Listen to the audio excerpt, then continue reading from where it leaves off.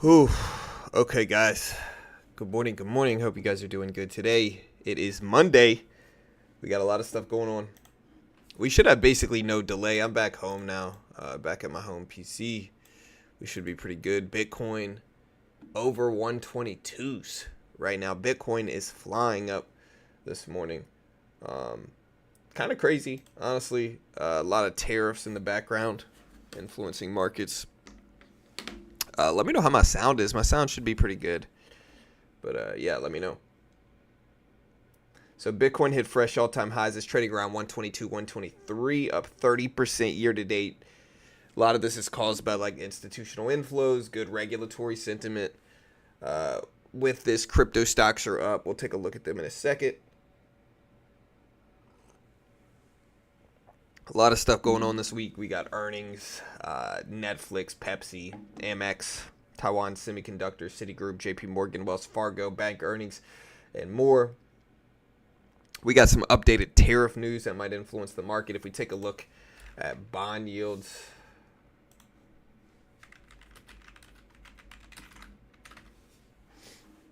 if we take a look at the 10-year Treasury yields, put this up on screen. Also, I'm going to get some music playing in the background. Let me know how that's going. Bond yields up to over 4.4% again. You can kind of see how they've risen up since the 10th. We're over 4.4%. We're at 4.42% right now.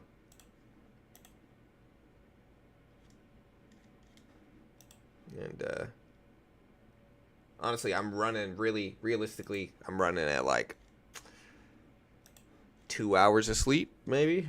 It's been a nightmare flying home. An absolute nightmare. I don't think I'll ever fly again.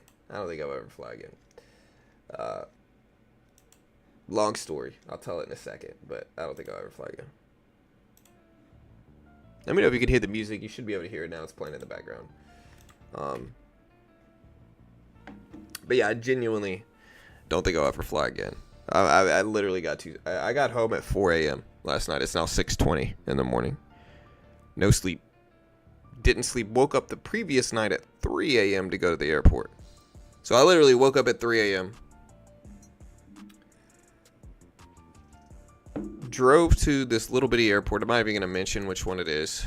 Our plane was having technical difficulties. And so coffee does taste good, though. Our plane was having technical difficulties, and we were trying to get to Chicago. Should have just drove. But, yeah, plane was messing up. We ended up getting our flight pushed back from 6 a.m. to 12:30 or something like that in the afternoon. Then we were supposed to be in Houston by like 10:30 in the morning. Instead, our first flight to Chicago got pushed back, and then our original flight got booked up quick. The only thing they had was 9:20 at night, so we accepted that, and then that got pushed back. Ugh, nightmare. I hate flying. Anyways, bond yields are up. Bond yields. The U.S. Treasury is increasing short-term bill sales, projected at $900 billion to $1.6 trillion over the next 18 months. This is to refill cash reserves after some spending, they're saying. This flood of supply forces yields higher to attract buyers. We also have federal deficits, inflation, trade tensions, new tariffs on European Union and Mexico, fueling inflation fears. So with that, yields are spiking a little bit higher. You can see it right here.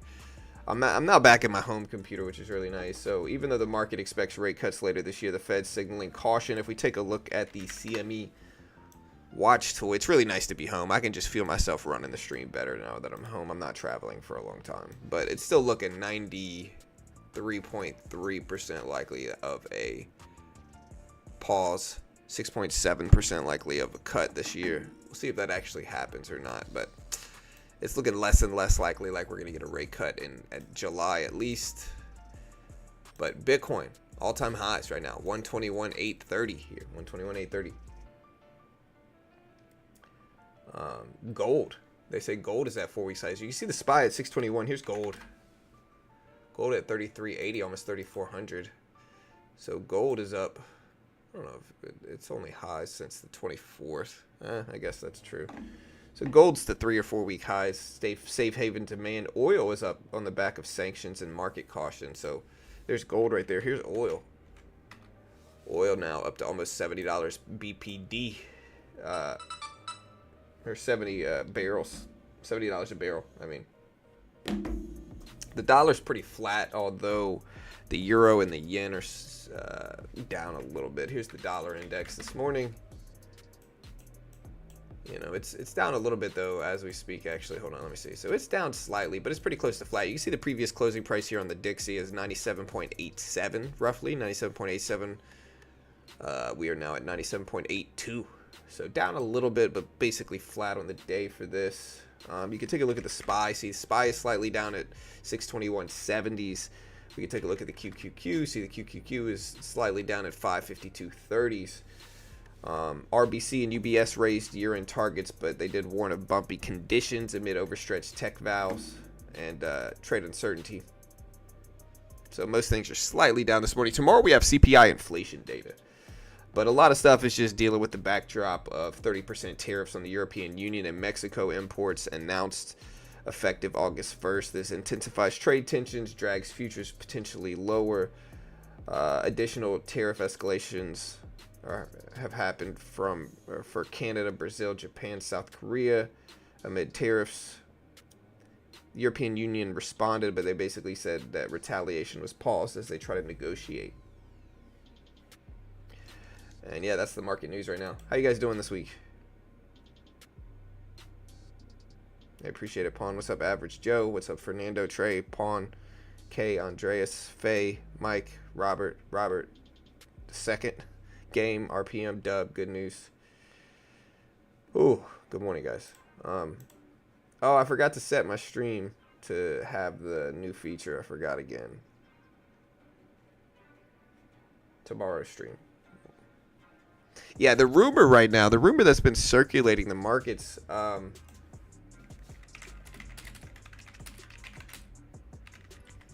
is about Powell resigning. There was a politician that said in some type of letter that Powell was thinking about resigning or something like that.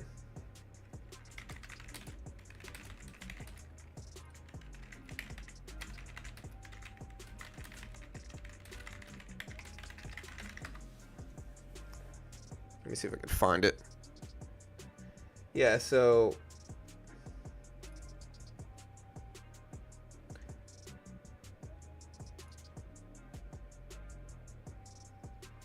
Bill Polt, FHFA director, said he was encouraged by reports that Powell might resign in a letter stating, quote, "I think this would be the right decision for America." A source citing internal administration chatter told the New York Post Powell was considering resigning due to escalating pressure over the HQ scandal. But Powell still reaffirmed he intends to serve his full year through 2026. A Fed spokesperson also denied he's stepping down. And they've denied it like many times here. So I don't know how valid this is. They might just be trying to put more pressure on him, which is very possible. So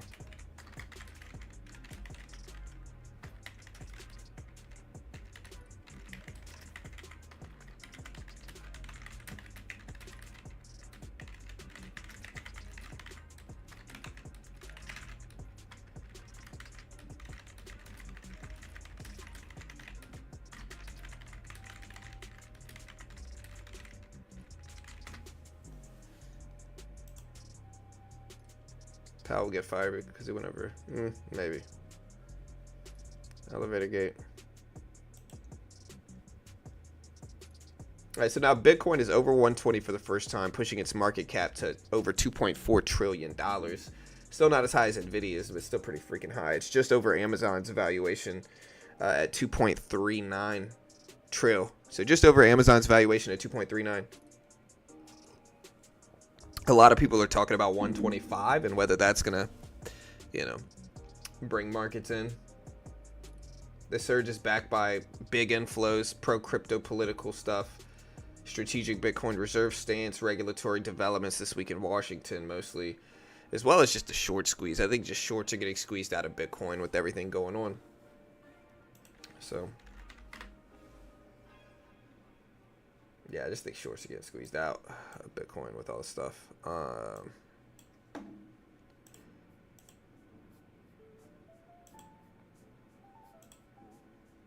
Again, you can kind of see the NQ futures right here. We'll put this up for a little bit, and we're going to keep Bitcoin up too, but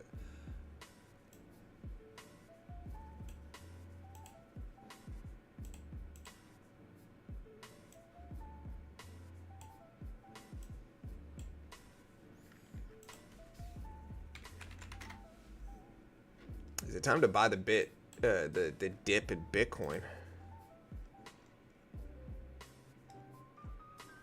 Again, we bought it last week, remember?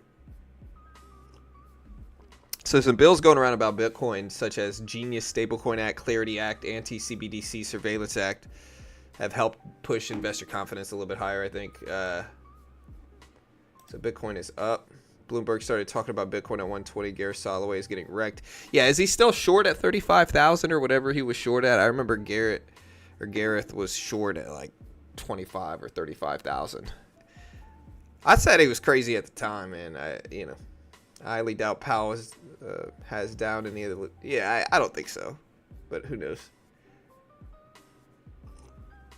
I wonder how profitable it would be to mine Bitcoin now. I mean, probably pretty profitable. 700 million over budget. It depends on how big the building is, I guess. So Gareth closed those shorts, but he opened a new ETH short. How's ETH doing? So here's Bitcoin.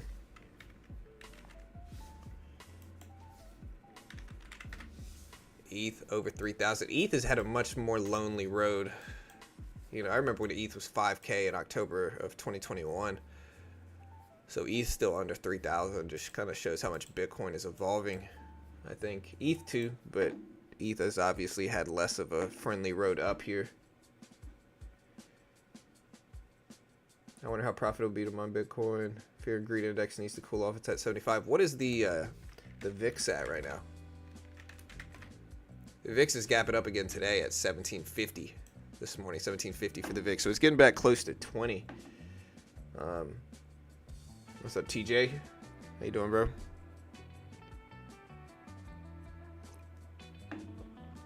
Oh. Institutions want to ape into ETH since they missed Bitcoin pump. Yeah, let's do a poll here.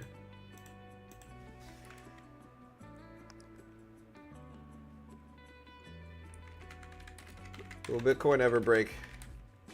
Will Bitcoin break 200K this year?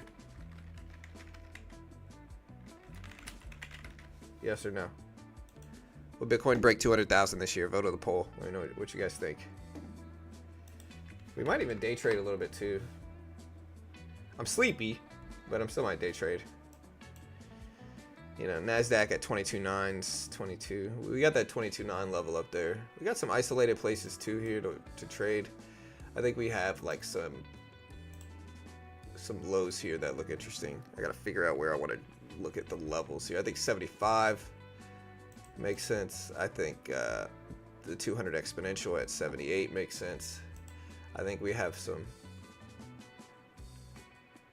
coincident lows around there. We'll look at that. It's either here or it's 68. 68 could be it as well.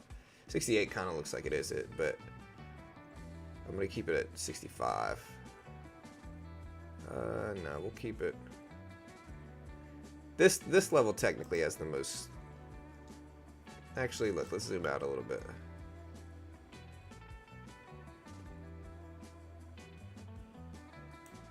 I think it's about right here, right? 67. Maybe 66. We'll leave it here. All right, so look at this rejection at 75. So, yep. All right, well, look at the bounce. We bounced right off of the level we just drew. Look at that. So we bounced off of that. Even if it continues down, it shows the market's respecting this level we just drew at 66. So that's good.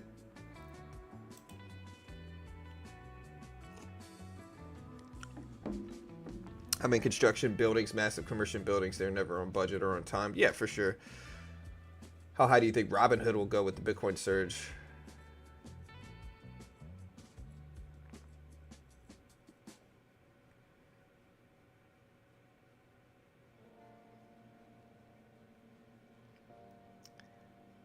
mean, we could do the floating head if you guys really wanted to. But all right, so look at us bounce. We bounced literally exactly at where we wanted. I'm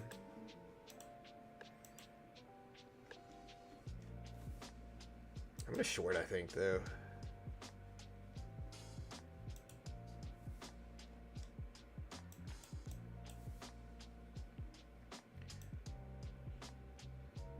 I'm gonna add a little bit into this. See if we come back down and retest that 66 level. We're under the 200 exponential. We could obviously easily pop right back up. Bitcoin did fall back under 122s. And we're kind of sideways really here. Like we are kind of sideways in this market.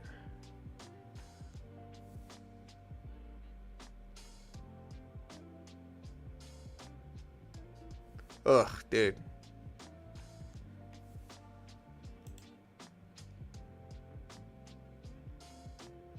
Well, I'm gonna have to cut this and just wait. This guy, it ripped over this level too quickly. We'll see what it does. It might reject it, this 200 exponential. Yeah, CPI is tomorrow. CPI inflation data tomorrow, 8:30 Eastern Standard Time. Yep.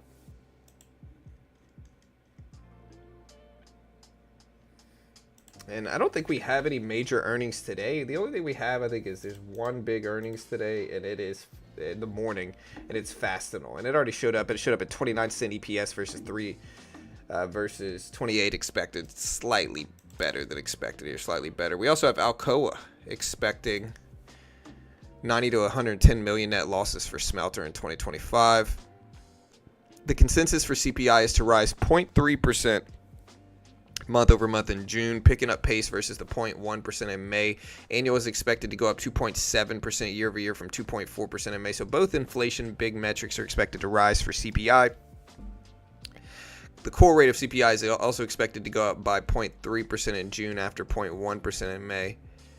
And the annual rate is seen to go up 3% for core versus 2.8% in May. Goldman Sachs said it expects to see 4 trends within the data: a decline in used cars prices based on the signal from auction prices, and unchanged new car prices reflecting a sequential increase in dealer incentives. Number 2 is the bank expects a more moderate increase in car insurance category based on premiums in its online databases. Number 3 is it forecasts a modest rebound in airfares, though it concedes that there are two-sided risks reflecting a large headwind from seasonal distortions, but a large increase in underlying airfares based on the tracking of online price data.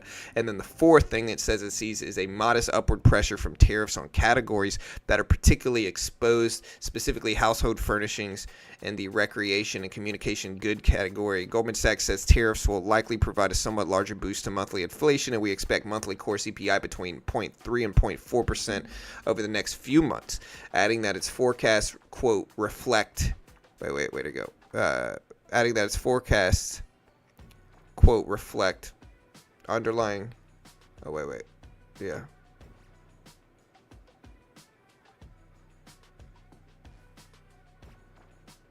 Reflects a sharp acceleration in most core good categories, but limited impact on core services inflation, at least in the near term. Elsewhere, they think that underlying trend inflation will further this year, reflecting shrinking contributions from the housing, rental, and labor markets. It thinks core CPI inflation of 3.1% year over year and PCE of 3.3% in December for 2025. In terms of Fed expectations, it says the data will be framed in the context of how U.S. tariff policy is impacting prices and the consequential knock-on to Fed policy. Most Fed officials have taken a cautious approach on outlook, given expectations that CPI is expected to rise towards the end of the year due to tariff effects. However, some, specifically Bowman and Waller, which are also more so connected to the president, have suggested that the tariff-induced prices might be a one-off and would therefore allow officials to look at rate cuts as soon as July, although Bowman's due to speak today.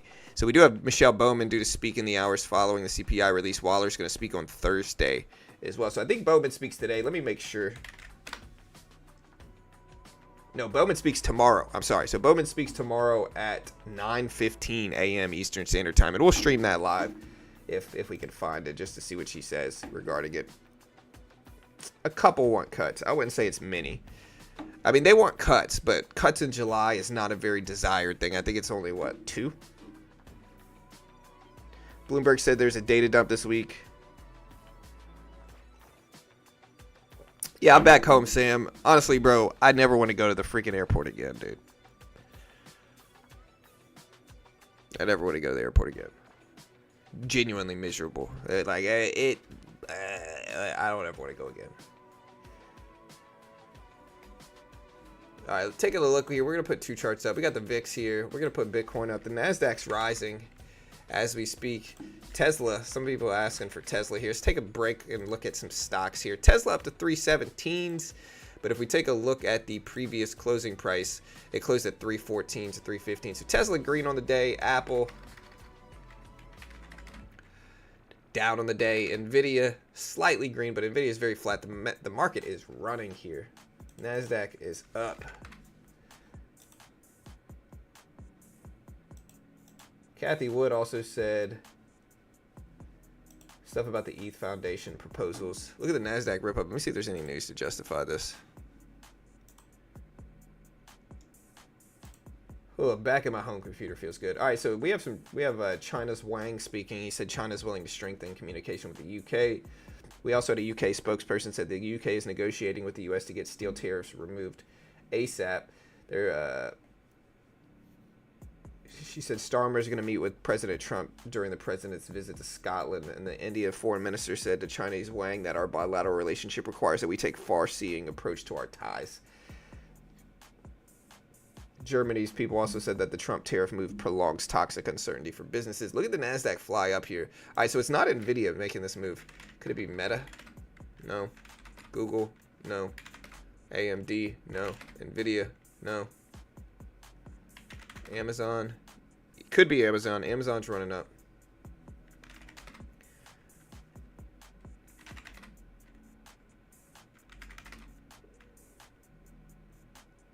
All I can really see is it's Amazon, maybe Meta, driving the Nasdaq higher. I might be zoomed in too much too, but Nasdaq's making a push. I'm trying to figure out what it is.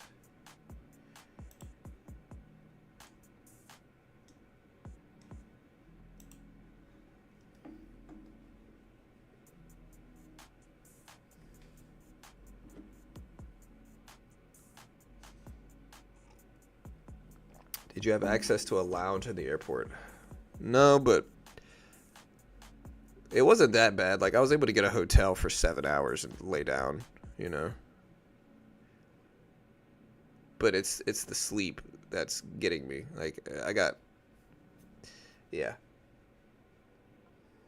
I don't think it's Tesla. I mean, I see Amazon moving up. Amazon's testing the previous closing price, so Amazon's trying to go green on the day. Tesla is moving back up a little bit, so Tesla is strong this morning for sure. Can y'all hear the music at home, like the background music?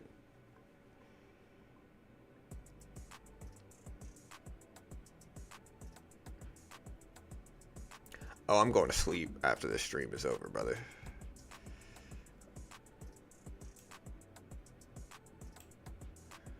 Like, I almost didn't go back to sleep. Like, again, I got home and got in bed at like 4:30, 4:20. And I had to get up for 6. And so I got like an hour and a half of sleep. I almost stayed up because, you know, but.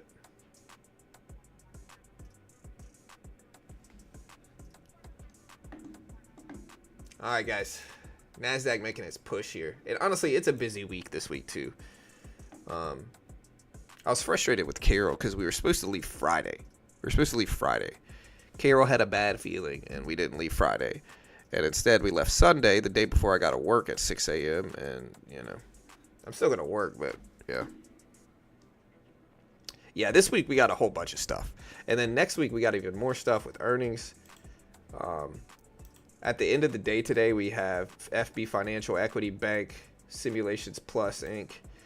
But then tomorrow we got a bunch of bank earnings. JP Morgan, Citigroup, BlackRock, Wells Fargo, State Street, Bank of New York, Albertsons, Ericsson, before the opening bell, and then after the opening bell, we got JB Hunt, Hancock Whitney, Pinnacle, and then tomorrow, of course, at 8:30 Eastern Standard Time, we got CPI inflation. So look at us test this 9 level here. I could maybe buy a dip if I want. Let's see.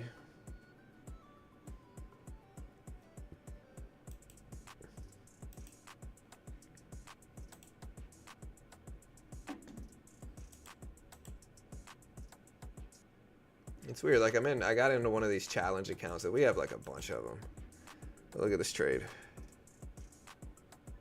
Short worked well. I almost bought the dip here too, but we got 4. And I'm gonna take half off. Half off. Half off. Cut it right there, I guess, too.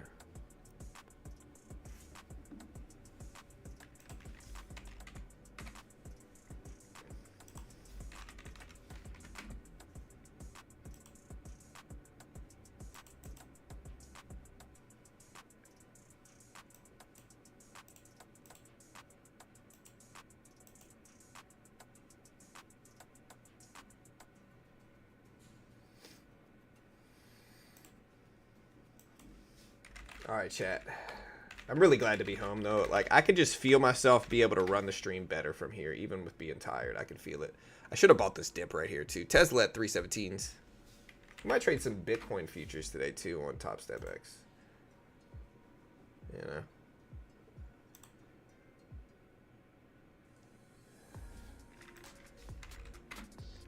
It's really nice to be home, though.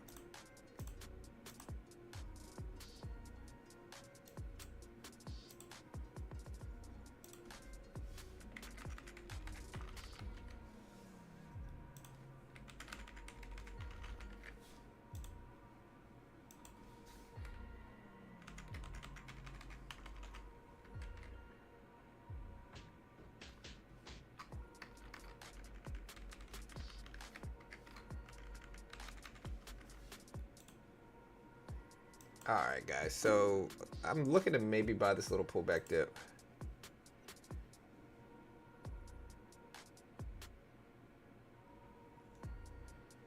And I'm also looking at other sources to see about breaking news. So the U.S. president says, okay, so this is what happened. A minute ago, the president says U.S. has been ripped off on trade and military by friend and foe for decades. He said, quote, it has come at a cost of trillions of dollars, and it is just not sustainable any longer and never was, end quote, U.S. president. All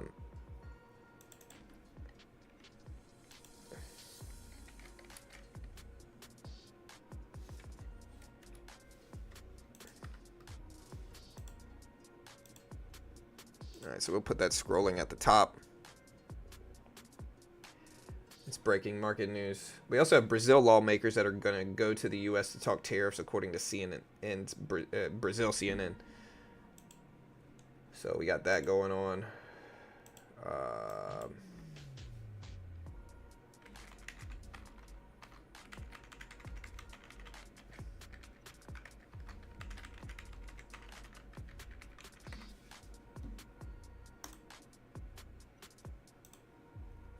You can see it at the top. Let me see if he said anything else longer on social media. Go away, man. Truth.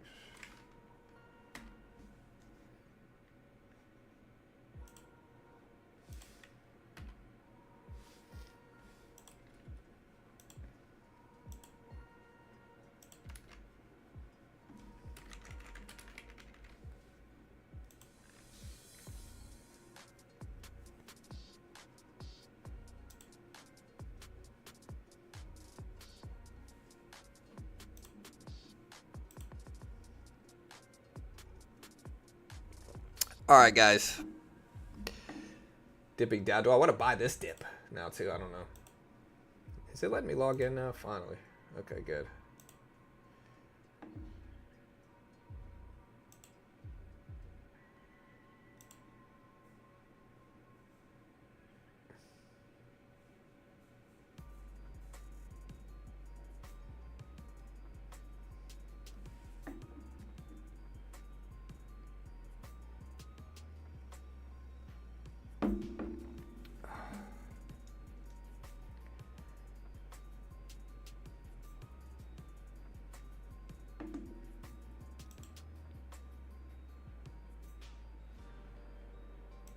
You know, we're going to try to buy this dip.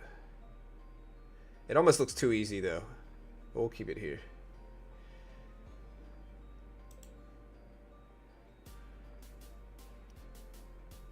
China Satoshi. Yeah, I wish, bro. That's why European Union is now buying all the Patriot systems from the U.S. Maybe. Gold dipping down.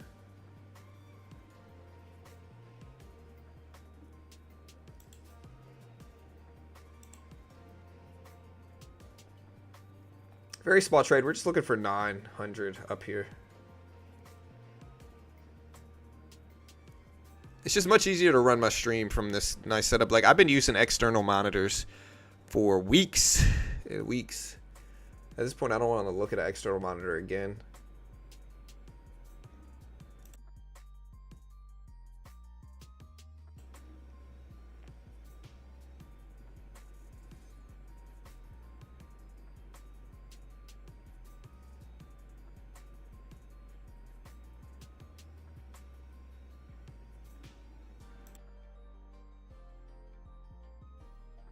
Okay, so we're kind of flat here.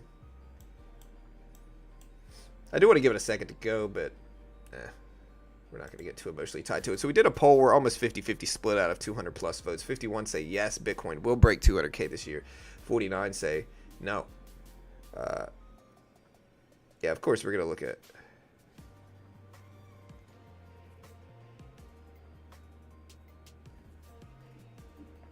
No, we had a house sitter here watching them.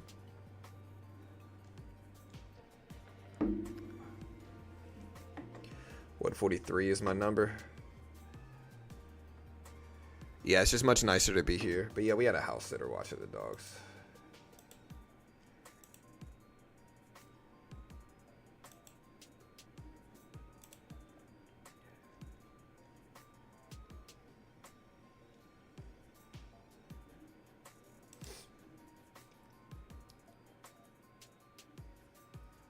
Wait, didn't I have AI? Okay.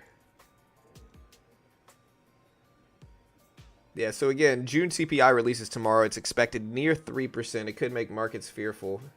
Tariff-induced inflation pressures. This is with earnings tomorrow as well from big banks, JP Morgan, Wells Fargo. When's Nvidia earnings? That's always big. All right, so the trade worked. We're going to take half off there just to protect it. And I guess we're going to cover this too.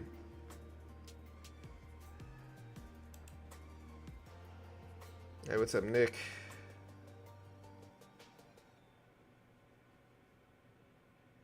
Gold typically moves inverse to the big indices. Sometimes, I mean, gold moves up with fear, with inflation fearing, and it's kind of like a safe haven. But it's not always an exact science, right? Like, gold will usually move up if the Nasdaq can. Sometimes it'll move up when the Nasdaq's going down. It depends on what the story is, though, right? It really does. It depends on what the story is. If we just have weakness in stocks from, like, bad earnings, gold doesn't necessarily move up. When gold moves up is when we have like a broad market fear. Like when the VIX goes up, gold goes up with it. Is an easier way to look at it. It's more so the VIX is correlated with volatility and, you know, but it's nuanced. Sometimes the market will follow gold, especially in the context of like economic data. We get economic data that shows up good or bad. Market will sometimes go in the same direction as gold. So it's not always easy to predict where gold's going to go. Nvidia earnings at the end of August. Gotcha.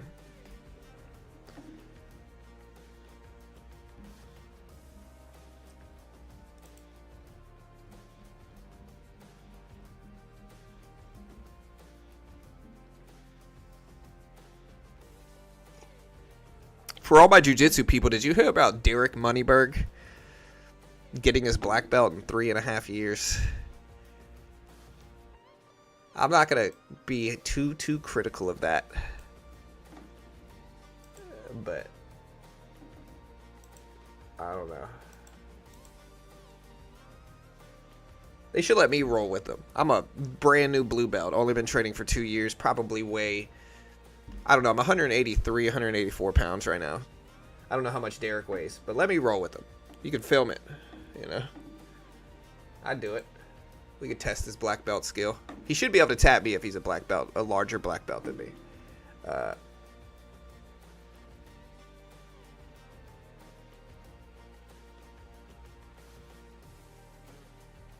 Yeah, definitely top 3 blue belt.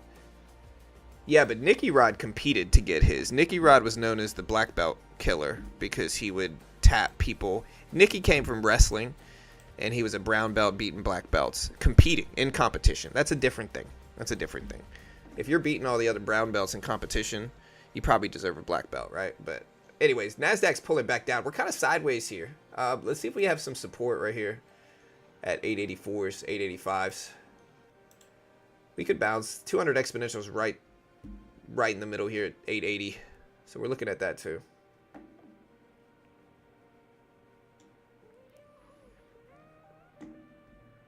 Still watching the news come out, chat. So bear with me. We're here.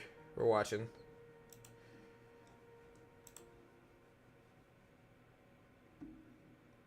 I still want to see. Like, bro, it's not letting me. I guess I'll create an account. I don't really want an account, but I guess you're going to make me create one.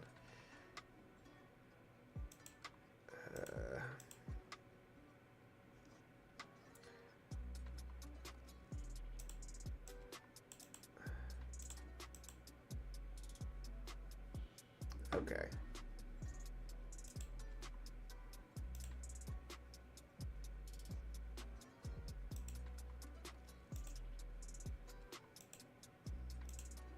You know what? I'm not even creating one.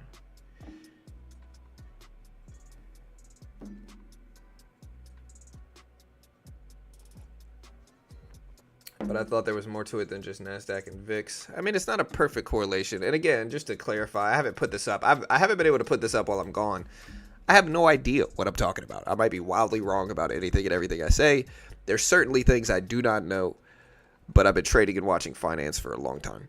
But there's certainly things I do not know. I might be wildly wrong about anything and everything I say. Do not copy me. Not an investment professional. We're not liable if you lose money. Always make your own assessment. Trade smart. All right. Anyways, Nasdaq's back down at 885s. Somebody else in chat, let me know. I mean, does my explanation of how gold moves, is that accurate? I would say fear and inflation drive gold. And when the VIX goes up, fear is higher. You know, it's...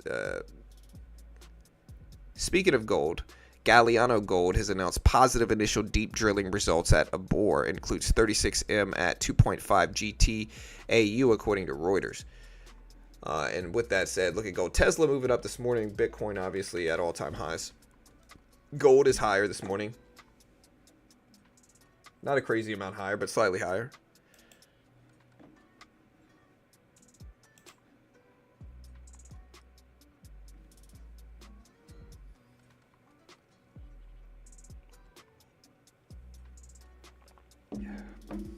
Derek Lewis. Maybe, I mean, it's hard to tell how good Derek's jiu-jitsu is, but he's just super athletic and big. So I think he'd probably give me trouble, you trouble, everybody here trouble. You know. All right, so gold coming back down some now. And watch, if my theory is correct, we should see the VIX moving down with us, right?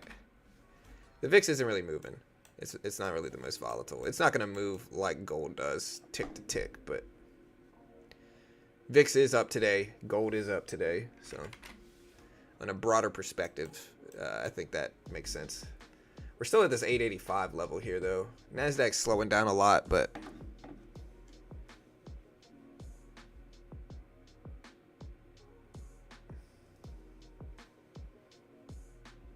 yeah, big money. Big money influences everything. Watch. I've always said, watch what big money does, not what they say necessarily. Sometimes they'll tell you the wrong thing. But if you want to know if something is legit, see if big money does it. Like one of the easiest ways to figure out what genuinely makes money in finance. You know, like you got a lot of people penny stock investing and trading and this and that and all this other stuff, right? If you want to know what actually works, watch what big money does. Watch what they do with their money. Watch what big institutions do. Watch what people who have lots of money do with their money. You'll figure out what works. One thing they do not do is they do not invest in penny stocks almost ever. Not unless they've got some deep inside stuff going on where they know what's up. It's one of the reasons I'm pretty critical of, you know, even day trading, right? Day trading penny stocks, it's just not something that big money does. You know, not really. If the Qs go down, the VIX goes up. Yeah, for the most part. But gold is a little bit different, even with the VIX, I guess, you know. And sometimes gold moves with markets, you know. An example of this is like sometimes gold, like let's say we got CPI inflation data, and inflation data comes in lower than expected tomorrow. Say it shows up at 2.5%, which is lower than the 2.8 or 3% or whatever they think the year over year is going to be. Let me check these numbers real quick just to make sure. Yeah, they think CPI inflation last time was 2.6% for CPI. Wait. Okay, yeah, so they think year over year CPI is going to be 2.7%. Let's say it shows up at 2.5% tomorrow. Right. One thing that we'll probably see, and I'm going to say probably because you never freaking know what the market's going to do. One thing we will probably see is markets go up a little bit if we get lower inflation data. It opens the door to rate cuts, which I think the market wants. And, you know, I think that's something we might see is upward movement with lower inflation data. It's never for sure, though. You never really know. With that said, that might make gold go up, not down. You know, and VIX might be going down. So gold might trend opposite of the VIX. It's not that easy to predict. All right, so we did have some news come up. Spain's treasury says they're going to issue up to 6 billion euros in 2030, 2035, and 2048 bonds on Thursday of this week. Germany's DIHK says continued insecurity due to U.S. trade policy could lower German exports by up to 1 billion euros a month. We had the Brazilian IBC economic activity for May show up at minus 0.7. Previously, it was 0.2%. It showed up at minus 0.7. Probably due to the tariff threat, but I don't know. It might be too early for that here in this data as well.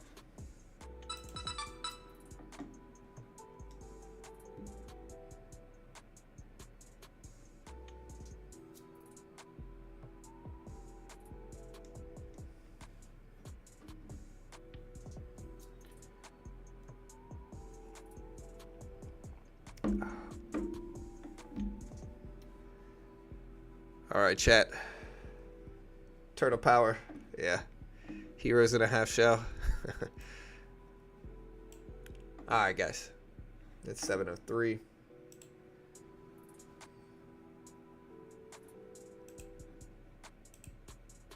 Still looking for some news. They estimated negative 0.02%. They ended up showing it negative 0.7%. So way worse.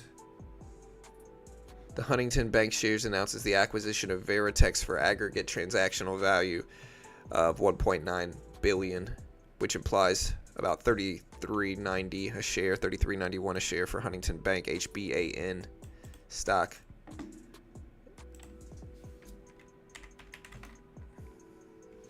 Here's Huntington Bank right here. So again, they announced the acquisition of Veritex for about $34 a share. We'll put this up in chat.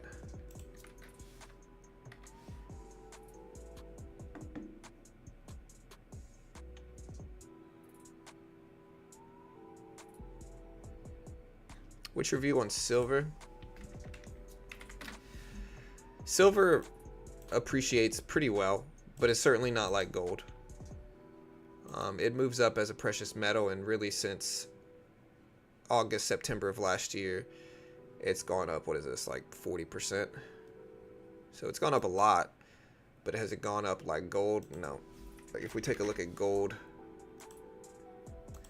since last year, the same period of time, gold, I mean, honestly, it has gone up like gold, I guess. You're right.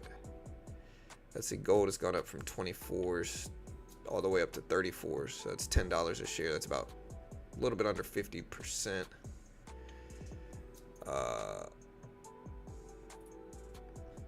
Silver has done what? So gold's up about 50% on the year. Maybe a little bit less. Gold has gone up from 26 to 40. So that's actually a larger percentage for silver this year. Is that right? Let me see. Where did it open up the year? In July, it was at 31s. It's now at 40s. So that is 33%. So yeah, silver maybe a little bit less. Silver is used in enough industries that there's motivation to keep silver down. Right, like silver is used in iPhone production, smartphone production, electronics production, computer production. They use silver for a lot of different things, and so there's more of a push to keep it cheaper for sure, you know. than gold. Gold has less utility as a tech precious metal. Am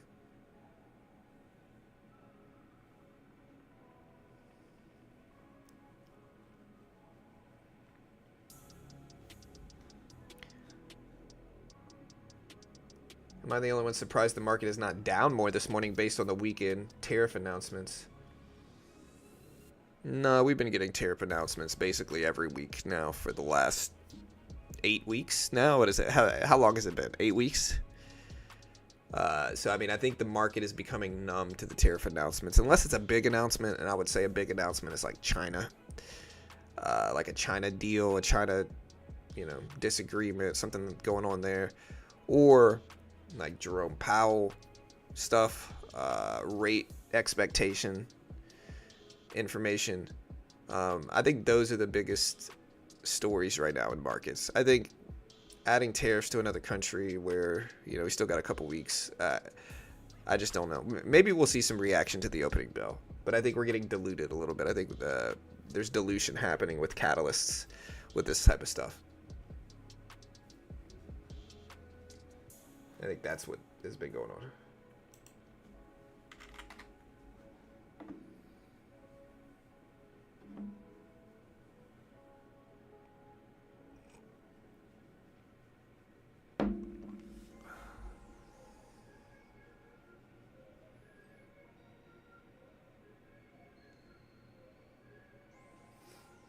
Yeah, Bitcoin soaring. Tesla up big today too, of course. Tesla up to 317s. Tesla's had a volatile time though, man. Tesla from July 7th was at 290s. It's all the way back up to 320s. Although back in June, late June, it was all the way at 330s. Prior to that, it was even more volatile. Was at almost 400 back in February. Came all the way back down to 200, so 50% down by March, April. Again, by June, it was back up to 3s. We're sitting right at this 200 EMA, though. I almost want to buy this dip. Let's try it.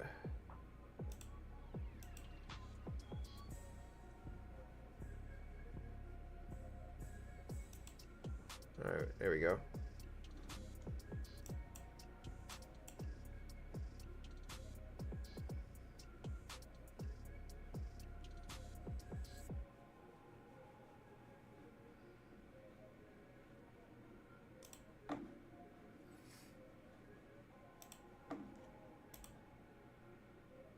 All right, so MicroStrategy has acquired 4,225 Bitcoin for $472.5 million at 111,000 per Bitcoin and achieved Bitcoin yield of 20% year to date as 2025. As of July 13th, yesterday, they said we hold 601,550 Bitcoin, acquired for just under 43 billion at about 71,000 a coin. So again, they've acquired over 4,200 Bitcoin and achieved Bitcoin yield of 20+%. Now hold.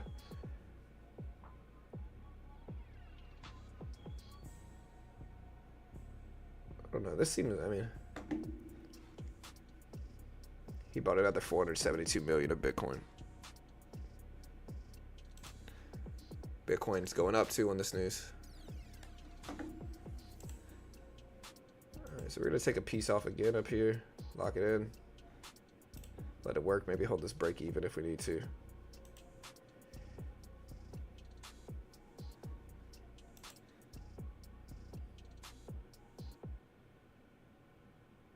Yeah, I don't really know what Moneyberg does. I'm assuming he like sells courses on the internet or something like that, but I really genuinely no idea what he does. Autodesk drops its pursuit of software firm PTC, according to Bloomberg. I think he loves the DCA into things, is what it looks like to me, regarding MicroStrategy. Looks like MicroStrategy is like DCA into Bitcoin. That's what they do. If you look at like their strategy over time, that's what they do, is they just average in. Bitcoin goes up, they buy more. Bitcoin goes down, they buy more. So not a shock. I mean, it's understandable.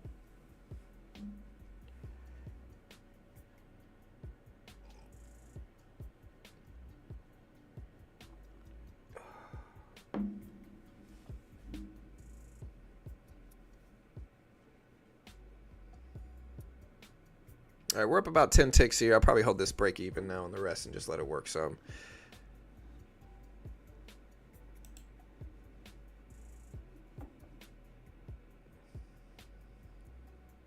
We're over that 885 level. See if that can keep holding support. Oh, markets continue to be unfazed. How much money does this man have? I mean, he's got a public company. What's that purely buys Bitcoin? MicroStrategy's cap is at $122 billion. So, I mean, he's got a lot. A whole lot, you know.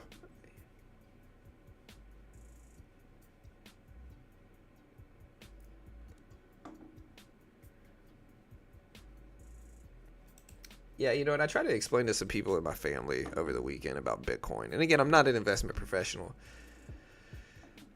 But people are so anti-Bitcoin sometimes. They just say, oh, it's a scam, right? But I think people have to understand fiat currency, like paper dollars, right? It used to be backed by precious metals. It used to have real value. It used to be backed by the gold standard. Even a nickel used to be like a specific amount of copper, you know, which has gone up dramatically over time, right? It used to be backed by gold, you know, silver. Quarters used to have some silver in them. And so they were backed by precious metals. And so in theory, the value of our money should have increased with the value of these precious metals. But instead, you know, and that's why, like, if you have people correlate inflation now versus then, and then like the rise of the dollar versus then and now, our money should be worth a lot more at this point in time, you know? And so I think Bitcoin is one of the, you know, hedges against that. I think they're hedging against the dollar with Bitcoin. It's looked at a safe haven asset to a certain point now, and I think that's a real world, you know, thing that's happened. All right, so we're still up. Again, I can hold this pretty easily, break even, and just kind of let it work. Maybe add some more to it if I want to, but yeah, a lot of these coins are not. All right, so we had the White House director Hassett say negotiations are ongoing with numerous countries. So I'll put this up now. Again, Hassett just said negotiations are going on with a number of different countries.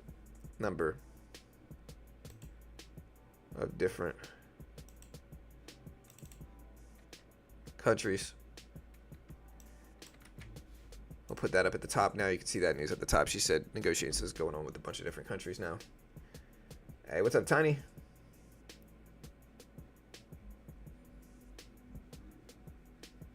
So this trade is actually done pretty good. I'm going to cut it up here at the top.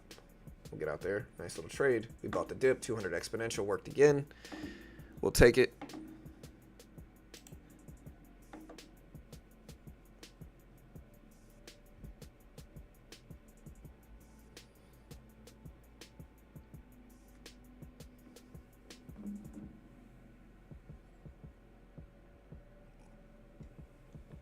Yeah, gold. I mean, even if you look at gold over a long-term chart here, gold has had a crazy run.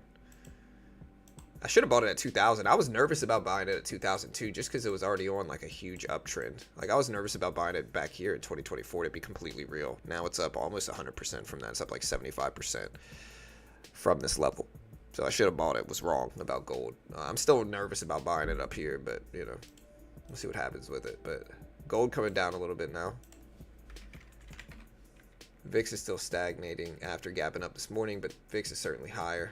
Again, SPY moving up. Tesla up 317s.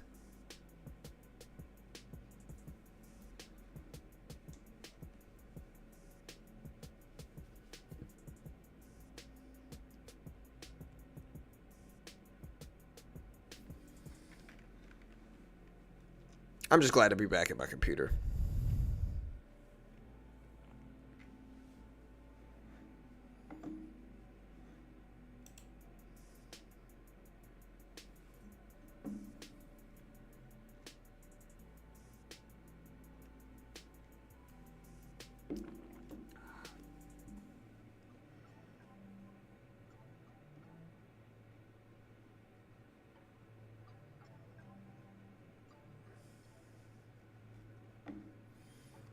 We got this top that's very easily at 22.9. You know, we also have the high of the day, pretty close to that at 903s.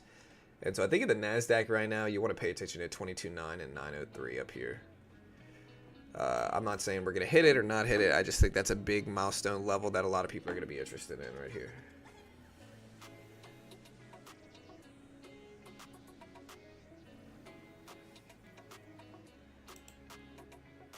Reddit, good time to buy before earnings. Yeah, Google making moves up to 182s. See the slight increase since June. Gold's utility and electronic use is also surging or resurging. Yeah, I mean with quantum that might be true. GameStop bought Bitcoin at a good time. They're cash heavy and holding Bitcoin. I know that's good for them. All right, so 4 issuers are potentially looking to raise capital in the U.S. IG primary market on Monday, according to Bloomberg's survey of underwriters.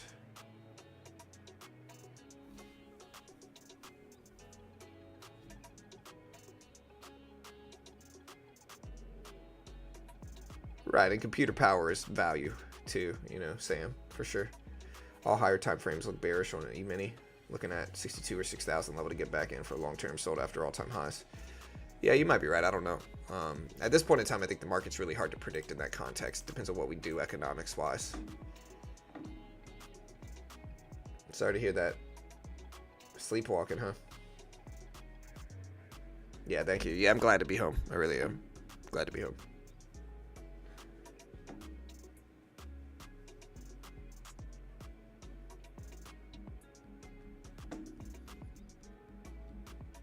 I mean, gold's close to all-time highs. I'm not sure what y'all want it to be, but gold's close to all-time highs. It's still green technically on the day. You got to look at the broader trend here. Let me get my pen out. I haven't had my pen in weeks, dude. I'm so excited to have my pen back. Let's use it. All right, so here's gold. This is gold since last Tuesday. You know, like this is gold since last Tuesday. Gold is up. Now, you can kind of see we have this rectangular box here since the last few hours of Friday and really yesterday's extended hour session for Sunday. But gold is pretty sideways, neutral. Here's gold right here. So, I mean, it's not really doing too much. It's just retesting the bottom of this range. It might bounce at the bottom here. So, like, here's the previous closing price. We also have the previous close, the level at which it goes red to green, green to red right here. And so this is the previous closing price anyway. So this might be some support. You can kind of see it's propped it up so far. I'm not saying it's going to hold. I really don't know. Nobody does. But that's what I'm looking at for gold. Will it break underneath this previous closing price and go down? Will it hold here, support, and then make a move back up to this volume weighted average price, 200 exponential level? I think all that makes sense. We'll see. Who knows? You never know.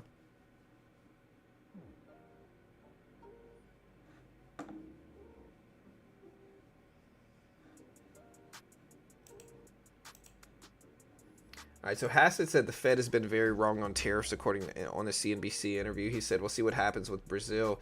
He said they're transshipping Chinese goods. He said, I have not seen Goldman Sachs reports on tariffs. He said the Federal Reserve should be independent as well. He said the Fed has been very wrong.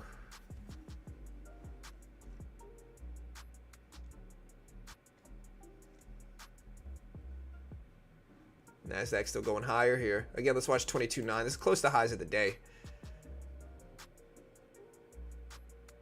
So Nasdaq's pushing a little bit higher, trying to get up to highs of the day. We'll see if it does.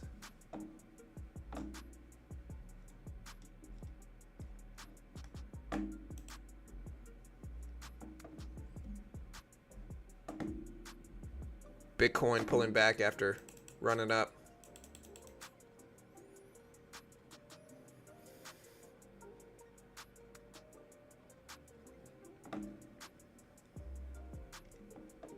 Brazil had a trade surplus with the U.S. trades and politics. Yeah, I mean, they're in the tariff battle with us.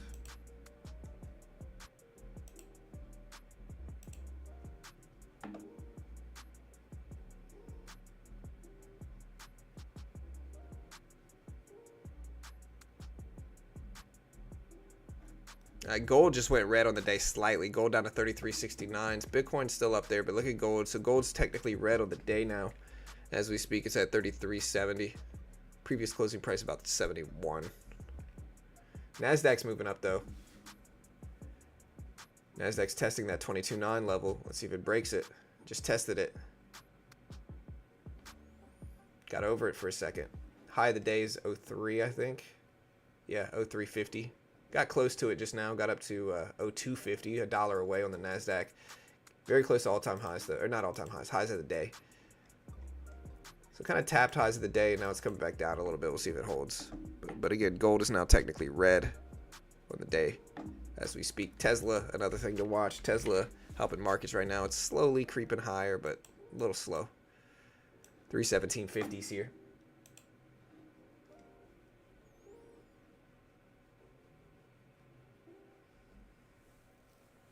Yeah. So we're up to 22.9s. Big milestone level, 22.9s. A lot of people are paying attention to it as well. Again, MicroStrategy, just to recover this news, they bought over 4,000 Bitcoins as of July 13th for $472 million at an average price of $111,000 a coin, roughly $112,000 a coin. We've had 1, 2, 3, 4, 5 green candles in a row now. Did my music stop? It looks like it did.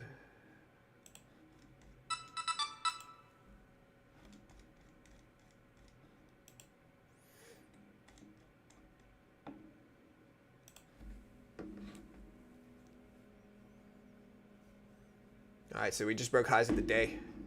Got up to about 904s, I think. Broke highs of the day just now. So Nasdaq over highs, still running up. It's at 905s. Just kind of tapped the highs. Tesla's still moving a little higher at 317.55. But we did just break highs of the day for a split second. Coming back down now.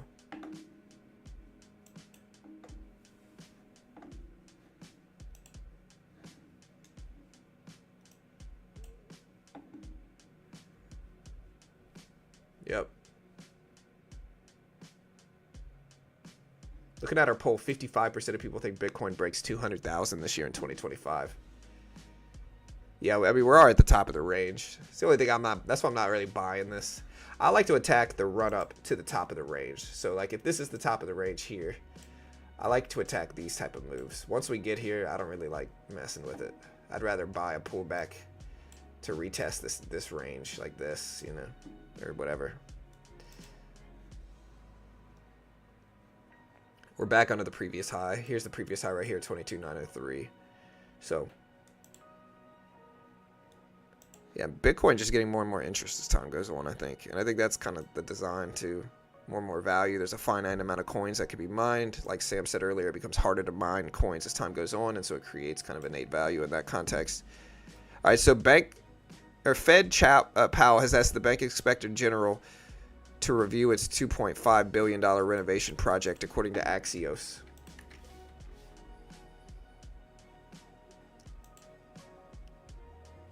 All right, Nasdaq coming back down. Well, they said that a preliminary deal has been done, I think, Sam, regarding the U.S. and China. We haven't gotten any details on the deal, and since then we've kind of had radio silence in terms of the deal. You know, so we had a prelim deal basically done. Haven't gotten any more updates or information on the deal, though, and I think it's preliminary. I don't think it's set fully, but who knows? And if I'm wrong, you can correct me, chat. But that's what I think. Yeah, there's been a lot of rumors circulating about Powell resigning. Some of the biggest news came as over the weekend, or it might have been last week, late last week, Bill Pult, FHFA director, said, quote, he was encouraged by reports, end quote, that Powell might resign, stating, quote, I think this will be the right decision for America, end quote. Still, a source citing internal administration chatter told the New York Post Powell was, quote, considering resigning due to escalating pressure over the HQ scandal. At the same time, though, Powell reaffirmed back in 2020, in May, he intends to serve his full term through May. I mean, a Fed spokesperson also denied he's stepping down, said his commitment to stay until his term's over in May of next year, a little bit less than a year from now. Markets are mostly digesting this as just rumors and speculation and no solid evidence for it yet. But who knows? Nasdaq broke all-time highs again. Or not, I keep saying all-time highs, forgive me. Highs of the day again. We are now up to 908 even for highs of the day. 908 even. Tesla moving higher as well. Tesla up to 317s.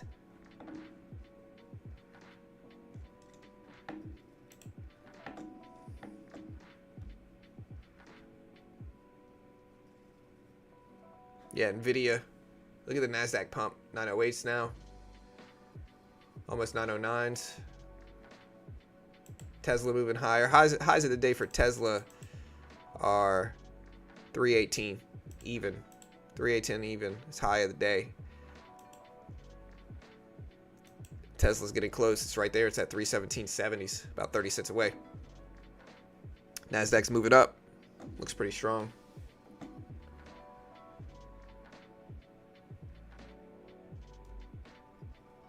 Very nice.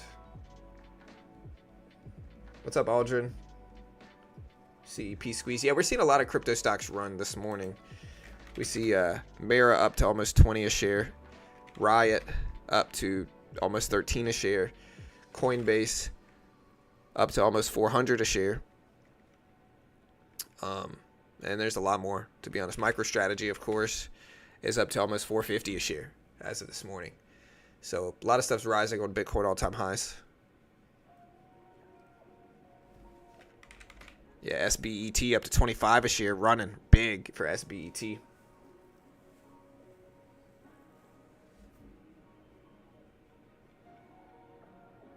All right, so we got this pullback here. Let's see if the previous high of the day holds. I tend to not think it will, but you never know with momentum like this. We could keep running. Depends on what Tesla and Nvidia do. Nvidia right now is creeping back higher. Nvidia's been on a little run for the last like 15 minutes. Back over the VWAP here at 165.20s for Nvidia. The all-time highs on Nvidia, remember, are at 167.90. 167.90 would be a new to all-time high if we hit it. We're at 165s. It's only a couple dollars away for Nvidia. We did hold support at this level. Look at that. So we did bounce here.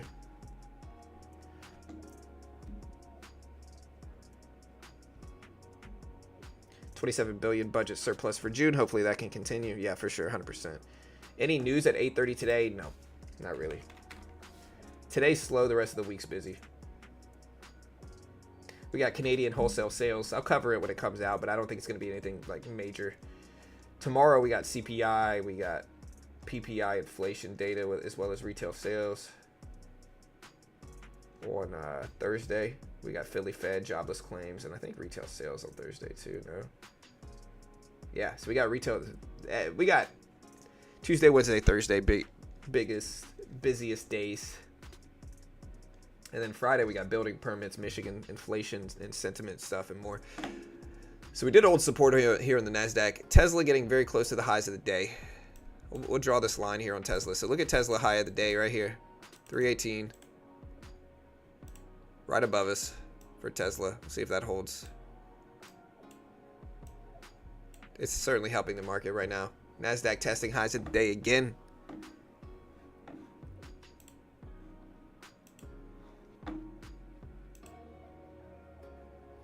And again, hit the like button, hit the subscribe button. We are back home now, so our stream's going to be running smooth like it has been.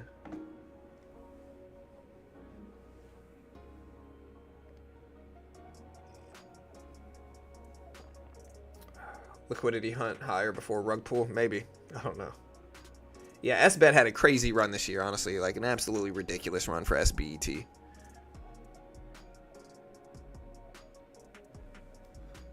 Yeah, we're still watching news coming out too, so bear with me here, chat. White House senior advisor Hassett says the president will decide on Brazil tariff negotiations.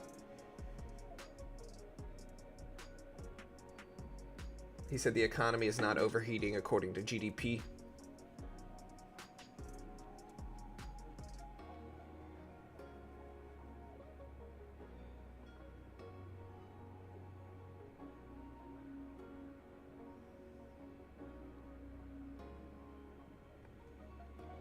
And Hassett said, I won't speculate on me being the Fed chairman.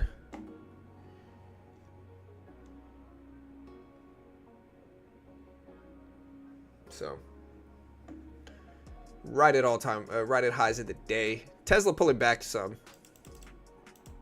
It's gotten pretty close to the new high of the day at 318, but hasn't quite gotten close enough to get momentum to break it for Tesla. Nvidia up again over the VWAP now. We'll see if that holds. Let's see if the Nasdaq holds here.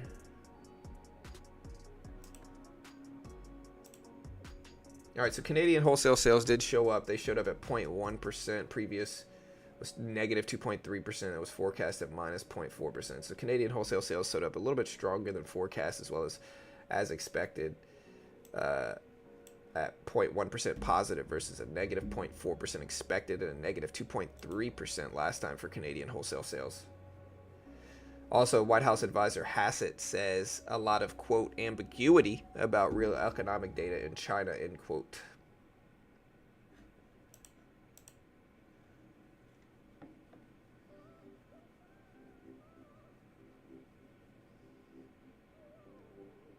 Any insight into Apple today? We can take a look at Apple. But Apple's pretty quiet this morning. It's gapping down a little bit with the rest of the market, but it's a little quiet. It's at 210s. Apple was in a really like a really tight range if we look at this for a while. Looked really weak back at the beginning of March because of it producing so many things overseas, and then it kind of consolidated sideways. Back to the top of that sideways range, but still kind of where it was. All right, so we are getting a dip here.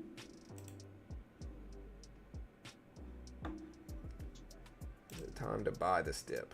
I think so. Unless we got bad news coming out here. Hold on, let me check. There's a big pullback here. Let me make sure nothing bad happened. Hold on.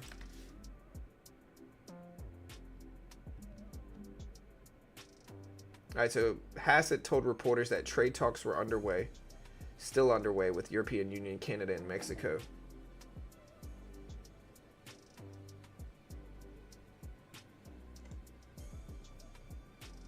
Still dipping down. We're at 893.25s.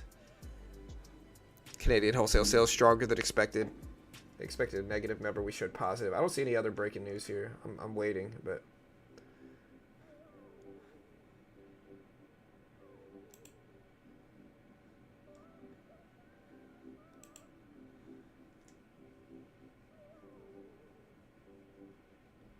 BlackRock earnings. Yeah, we got JP Morgan, Wells Fargo, and more tomorrow too. So we got a lot of bank earnings, and we got CPI inflation data at 8:30 Eastern time and more. So yeah, I would say this market's pretty flat. I mean, look at the market turn though. It's a big dip, and I don't really see any reason for it either. I mean, we can take a look at Tesla, and you can kind of see Tesla has had a little mini pullback here. Nvidia, same thing. Apple, Microsoft, Meta, Google, nothing's really dipping down. So we're just all kind of fading down a little bit right now. We're back down to that 200 exponential though, see if it holds.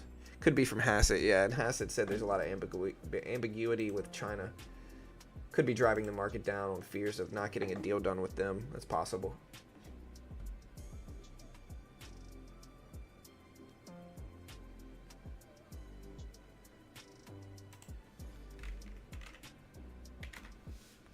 Tesla at 317s here. Tesla earnings are what, next week, right?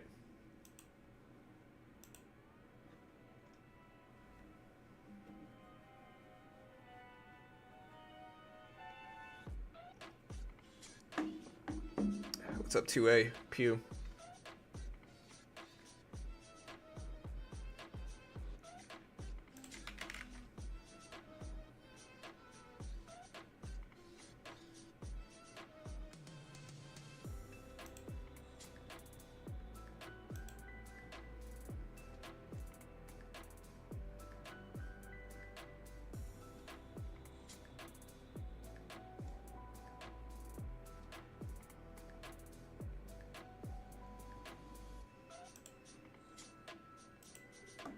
All right, so we're back up to 295s.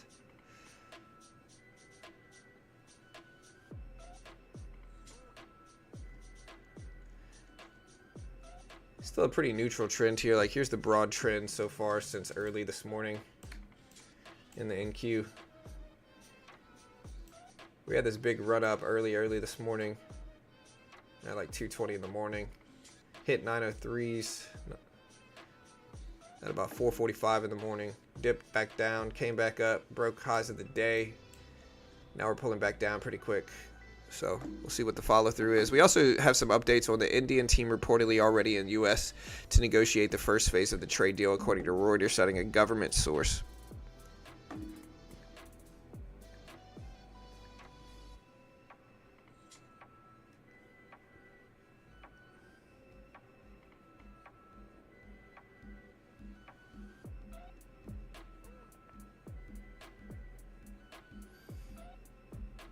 So that's good news. Still holding support at 885s, trying to make it back higher. Bitcoin still over 122 for Bitcoin futures. Regular Bitcoin's probably slightly underneath this. I'd say it's probably at what, 121, 850 or so right now.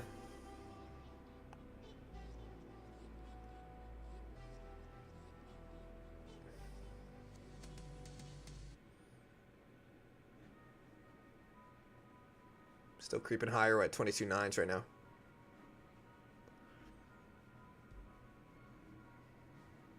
Checking for more news for you guys. Trying to cover it as soon as it breaks. But yeah, Indian deal potentially underway. They're in the U.S. right now trying to get the first phase of the trade deal done with us in the United States. So we'll see if that happens. Yeah, 121.8 roughly. Okay, yeah, that's what I figured. I figured it's slightly under. I mean, you could usually, depending on how much liquidity each has, you can probably subtract, what, 300 from Bitcoin futures, 350, and get, and, you know, that's about the same. Yeah, slap that like button. Hit that subscribe button as well. Am I in sub-only mode? Let me make sure. We should be, I think, but I don't know. Yeah, we're in sub-only mode. Hit that subscribe button, chat. We appreciate you. Look at the rejection here at 9s as well. I'm not really confident in buying this long again. I think we got really close, and now we're pulling back.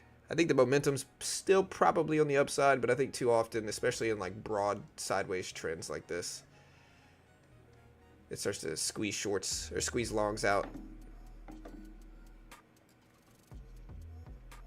I never said air, Rish. I said the India team is reportedly already in the U.S. to negotiate the first phase of the trade deal, according to Reuters.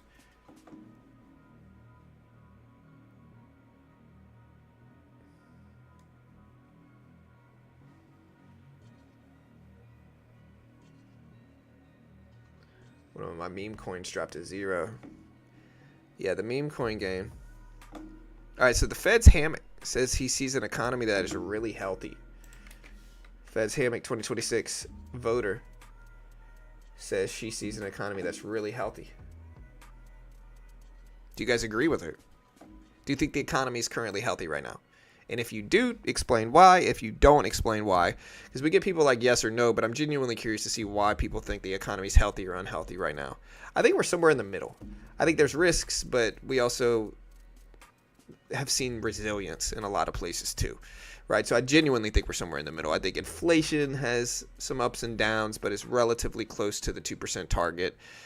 With depending on which month you look at, I think GDP has been good this quarter and quarter 2 maybe, but quarter 1 wasn't good with negative GDP, and so I think we're somewhere in the middle.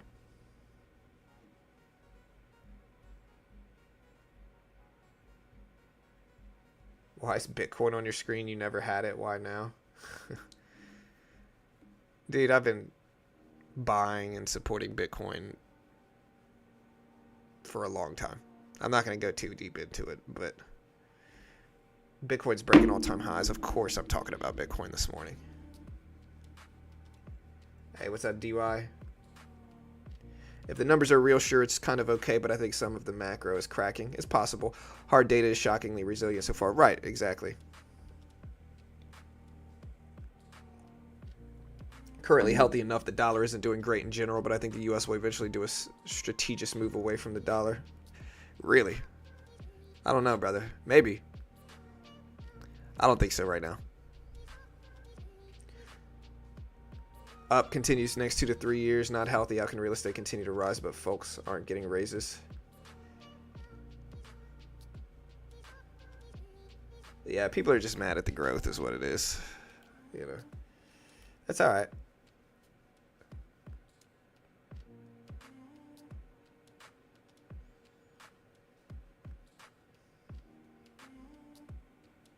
Yeah, you can trade Bitcoin futures.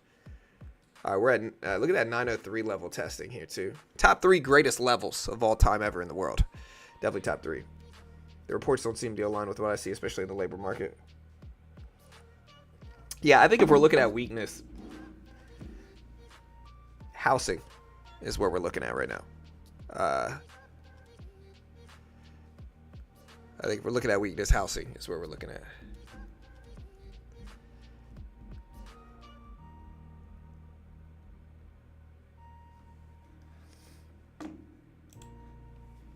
This is the OG song too.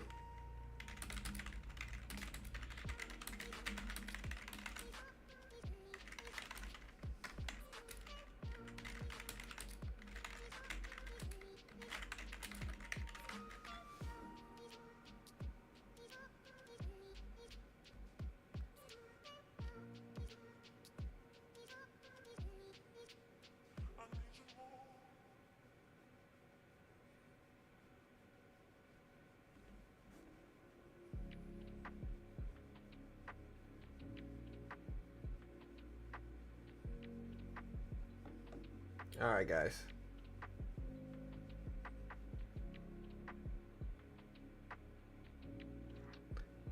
We are back up to 22.9. Tesla dipping down, though, back under 317s after getting pretty close to the highs of the day right there at 318s. Bitcoin is basically stagnant since 8 o'clock market time, give or take. Nasdaq's pushing close to highs of the day. It's been pretty strong on a lot of different things.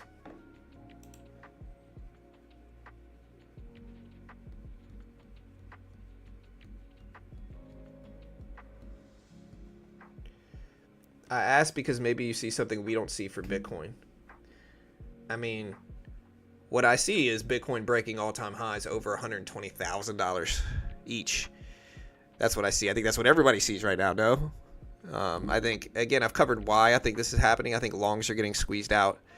And as time goes on, I think there's a cultural aspect of Bitcoin. I think one of the things we're seeing is people are seeing more and more Bitcoin millionaires. With Bitcoin, with those millionaires and billionaires, really, that's bringing in more interest as time goes on. I think the whole, as well as like one of the biggest overarching things that we see the world accepting digital currency, and I think Bitcoin is the digital currency right now. Nvidia just had a spike, so look at Nvidia.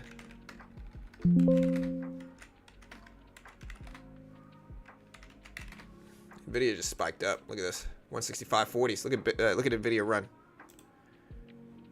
Look at Nvidia spike it up. Caught it early. You're welcome. But look at it.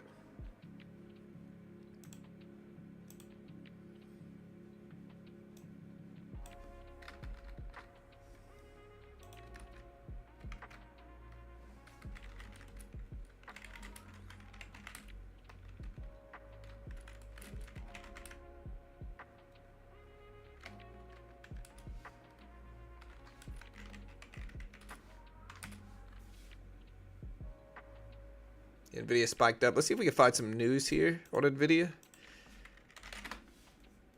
All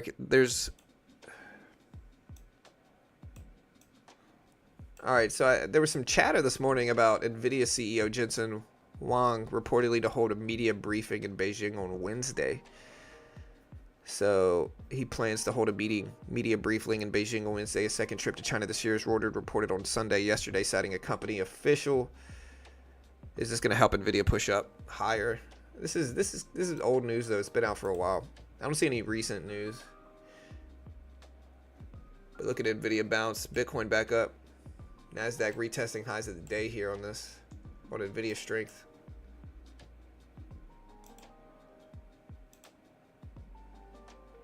Okay, so Fed's hammock says if Fed sees the economy weaken, of course they will respond. He said he doesn't see imminent need to cut rates. He said we are pretty close to where the neutral rate is.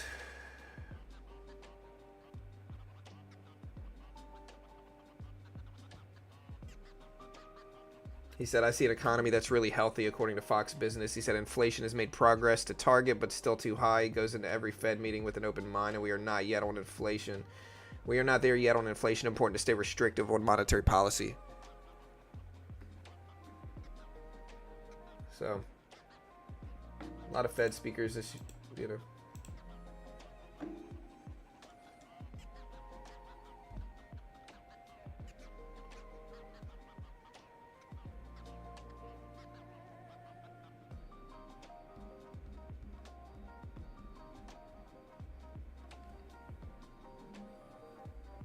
James Wynn got liquidated again. He closed down his Twitter account, took his ball and went home. Honestly, it's about freaking time, bro.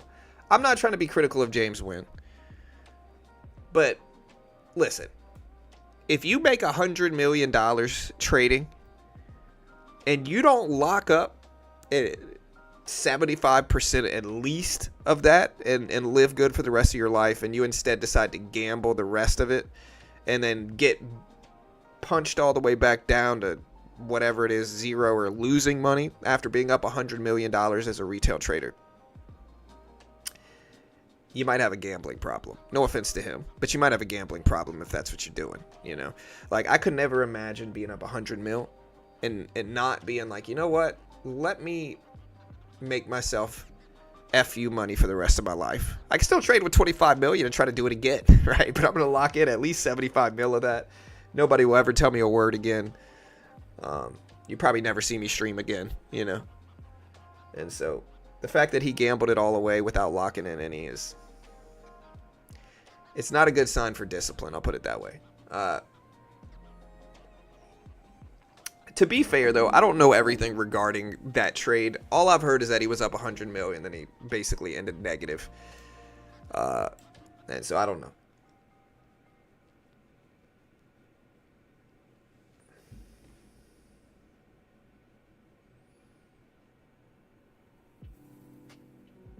I hear a lot of people saying alt season is almost here. Makes me think you won't see one. Yeah, maybe. Oh, you are doing this for the money? Of course I'm doing this for the money, guys. Like, listen, man. I could lie. Some people do lie to you guys. They say, look, I just like teaching. Listen, guys, I just like teaching. I like getting up at 6 a.m. and you know what? I'm not going to sleep in. I'm going to get up and teach people about finance. But it's not about the money. Get out of here. Of course it is. Y'all should understand. I mean, listen. If you spend 3 to 4 hours getting up at the crack of dawn every day, do you want to be paid for it? Of course you do. You know? I just like teaching, guys. Come on now. Get out of here with that. I'm going to be honest. And y'all should respect it. Y'all know the truth. Everybody knows the truth here. Nobody's on YouTube out of the kindness of their heart, except for maybe a couple people, but they're probably already rich.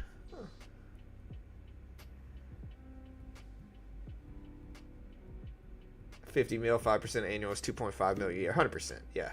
Easy money. Honestly, I probably wouldn't start streaming. If I made $100 million, bro, I would take the craziest trades. I would take the craziest trades ever. You'd see some big day trades. I'll put it that way, you know. Speaking of day trading, if you want to check out Top Step, beautiful way to help support the channel. No PDT in futures. If you want to learn to day trade, do not fund your own account tens of thousands of dollars. It makes no sense to. Instead, funded account programs are the best place to learn. It's the best of both worlds in my subjective, biased opinion. You get to learn how to day trade. If you're good enough to pass the test, you can get started for $50. If you pass it, you get a $50K funded account for the base one. There's higher ones as well. No PDT rule on futures. You get to keep 90% of your profit once you're funded. First $10K prior to that kicking in. Very similar to funding your own account. $50 a month risk.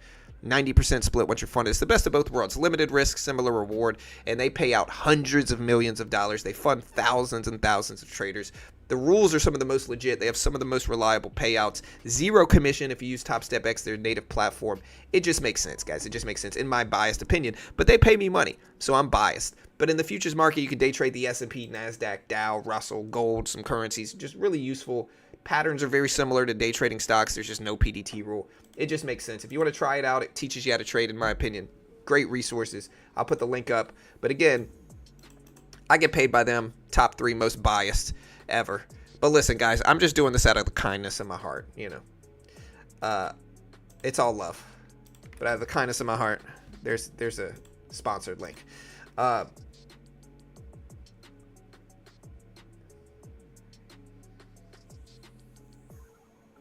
AMC. People are still talking about AMC. Where's AMC at right now? The problem with AMC is the entire movie industry right now. All right? That's the big problem with AMC. The problem with AMC, you know what the problem is?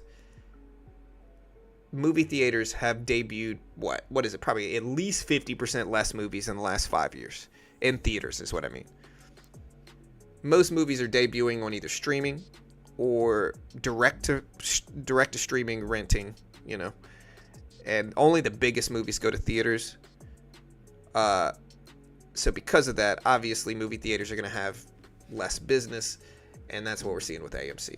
And anybody trying to argue against this point, I feel like they're just holding AMC, hoping it goes up. And maybe you are. I'm not against you. I wish you the best. I hope you make money. It's not like I'm shorting AMC, but movie theater industry is a questionable industry right now, I think, in my opinion. I think as technology grows, gets better and better, people are probably going to see less and less movies. Although I still think they'll see some if their movie theaters are around.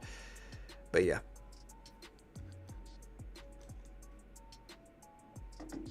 Yeah. Hey, Ron.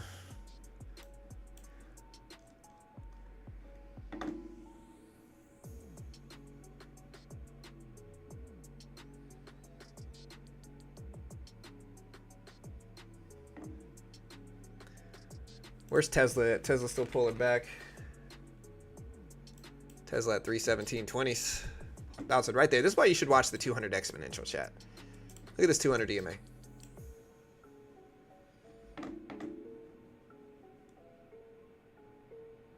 I love movies. I'm in the process of showing my daughter all the best movies in the world, right? So we've watched like Interstellar, Dark Knight trilogy. We've watched like Tenet, which I didn't like as much. It's a little too complicated for, you know. We've watched Goodfellas, Casino. I'm a Scorsese guy. I love, of course, Scorsese mob movies. Those are my favorite movies. So I'm on the path of showing her all the greats.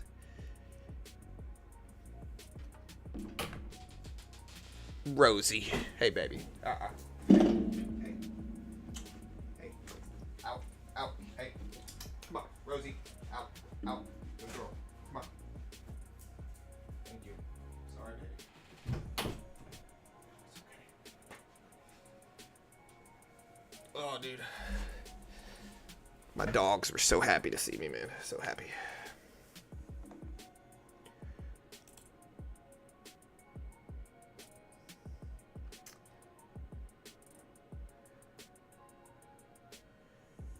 Yeah, I mean, most of the theaters now offer different stuff, but yeah, look at Tesla bounce there.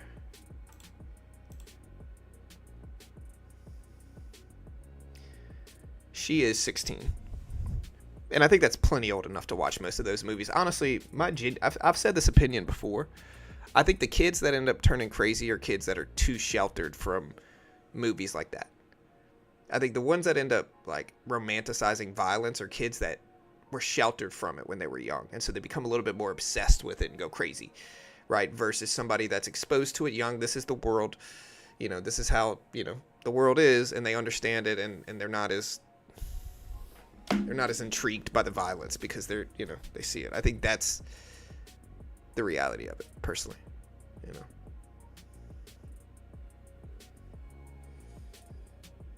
Yeah, I've seen that one, Agent. It was good. Long. Very sad. Very sad. So it's not really one of my favorites purely because I thought the subject matter was very sad to see, you know. I feel for all those people, you know. Really sad. Really sad. Some evil people lived back then, I guess is the point, you know.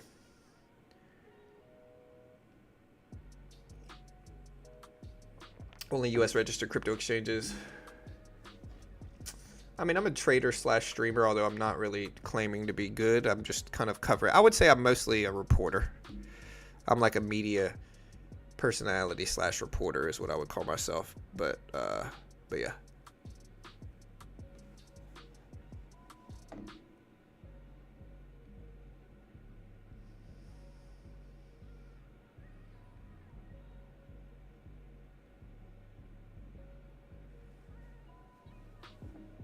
Yeah, Rosie, my dog, was super excited to see me. Yeah, we've already seen those. So we did those. Most I do the same with my kids, showing her Goonies, Gremlins, Back to the Future. Yeah, we've already got those done. Love Back to the Future. One of the most rewatchable movies of all time. Great movie. I've probably seen Back to the Future 50 times. We've let her see The Matrix. We've let her see, yeah, we've gone through them for sure.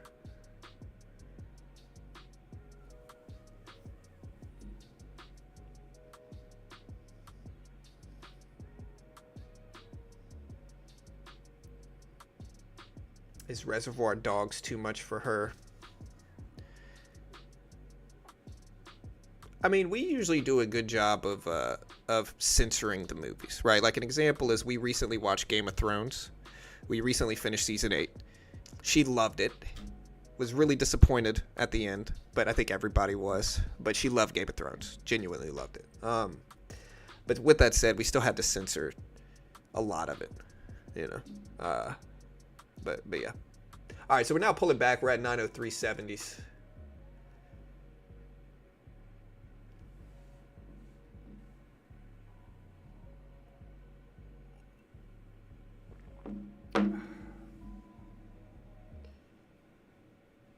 Yeah, I hear people talking about Robinhood. Again, Nasdaq pulling back. Let's watch this 22.9 level. I think that makes sense. Bitcoin slightly moving higher. Right now at 122.240. We got Tesla at 317s. Look at that bounce right there at 9s. Nvidia has been surging up, you know, over the last like 30 minutes, 40 minutes. We'll see if it holds. Yeah, we've seen all the Star Wars. Star Wars was the original movie I started watching with her, right? So we saw... My daughter and I watched the new trilogy in theaters as it came out, you know. And we watched The Mandalorian. The next one we're going to watch that we haven't seen yet is Obi-Wan show. I heard it was good.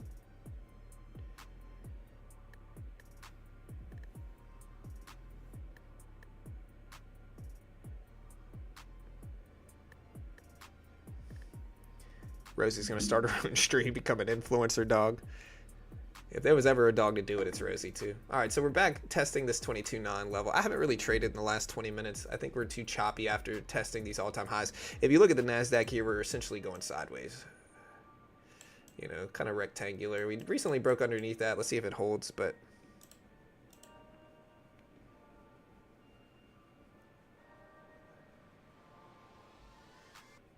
So we recently started watching American History X. Recently.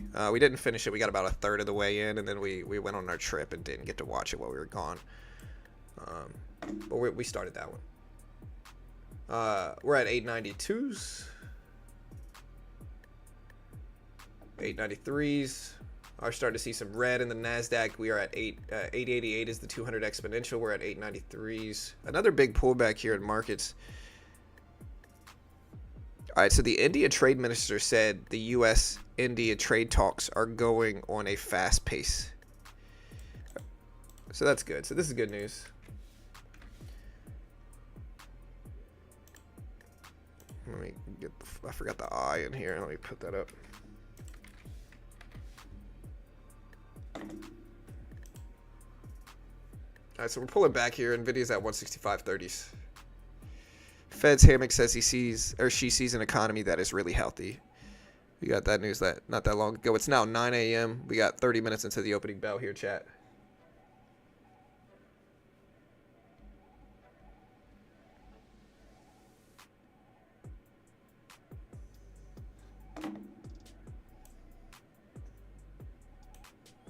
All right, so Direxion's micro-focused MUU MUD ETFs are getting some attention from the AI boom. Where's MU at? MU's down. They might be getting some attention, but MUD doesn't have any liquidity to it. Market's very sideways right now. Hard to trade. Google's still doing better though.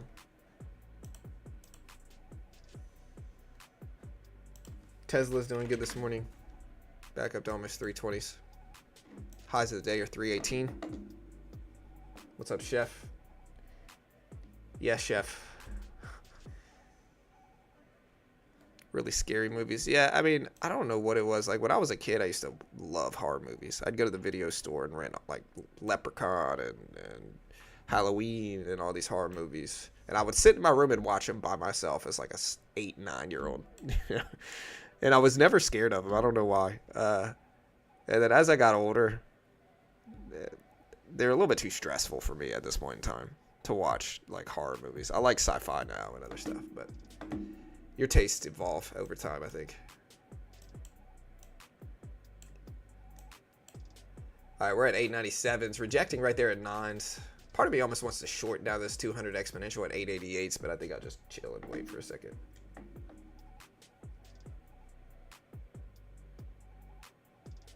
Yeah, I've seen this, William.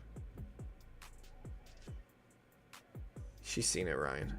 Like I said, we've showed her all the great movies. There's some R movies that we haven't seen yet, though. So we're kind of slowly getting into those, but.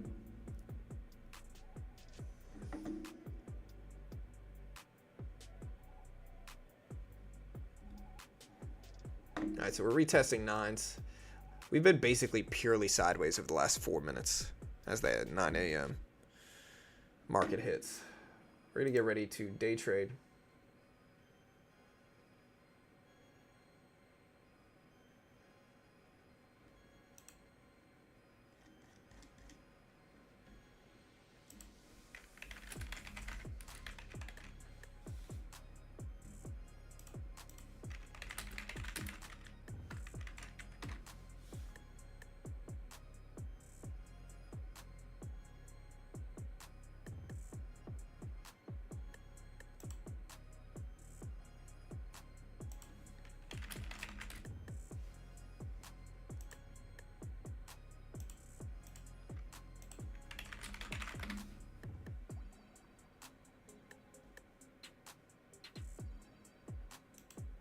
Very sideways. 1, 2, 3, 4, 5 minutes of sideways chop. Still above the 200 exponential, slightly below the highs of the day though, so I don't know what to do here. I guess I'd be long biased, but you never know with this type of stuff.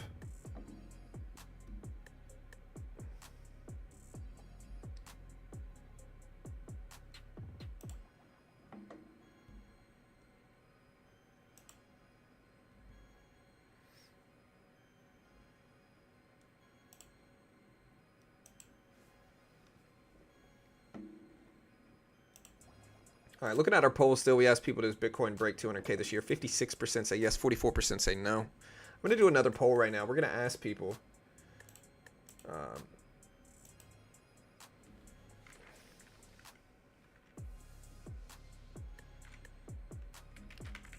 you bullish or bearish for today's opening bell?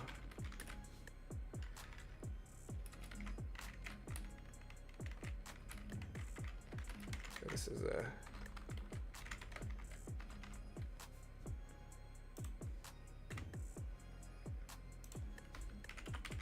this is for Nasdaq, E-mini, SPY, etc. Are you bullish or bearish for today's opening bell? Vote on that poll. That poll is now live here on the stream.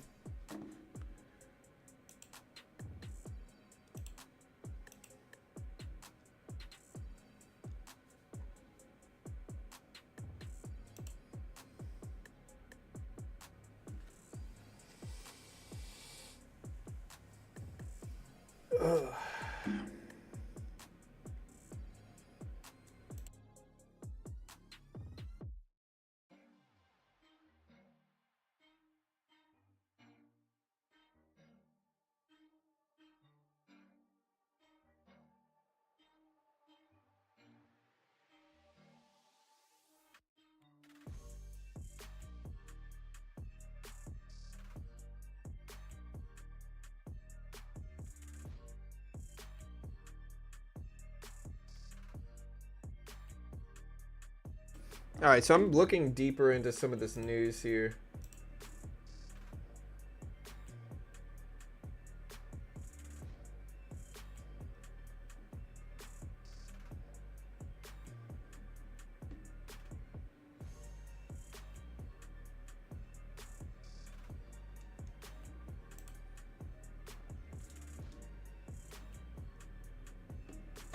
Here's the 200 exponential. 25 minutes into the opening bell now.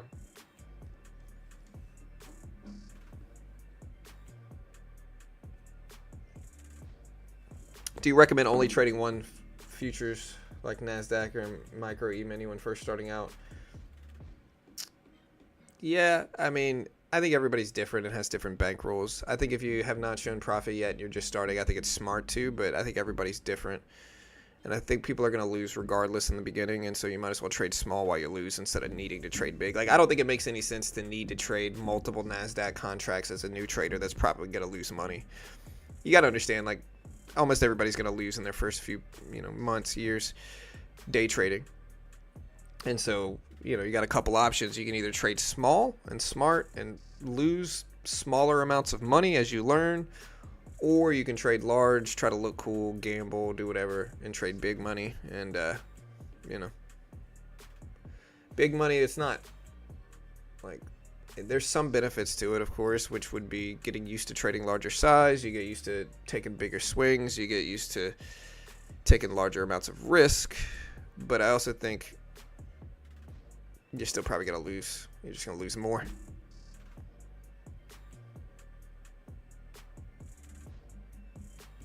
Looking at our poll numbers so far, 56% are bullish, 44% are bearish. Things are overbought right now. Maybe a little bit.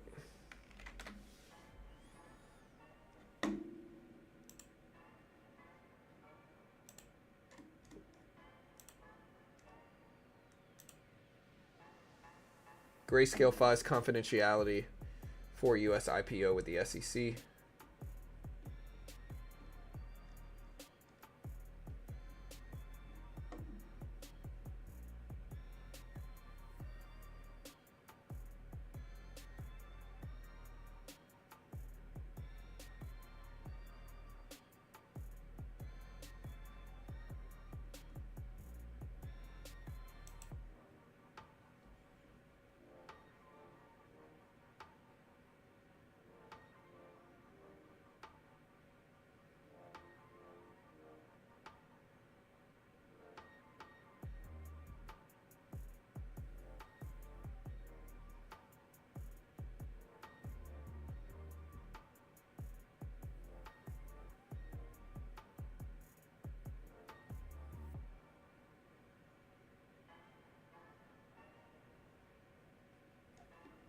Yeah, the story of Steve Jobs at his father's restaurant is interesting. So Steve Jobs once dined at his biological dad because he was adopted.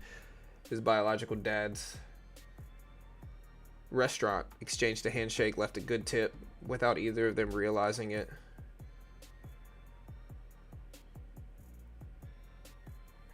Jobs later told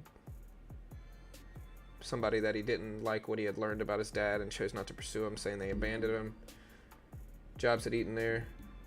John Dolly remembered him only as a great tipper. It wasn't only until years later that his dad learned the truth.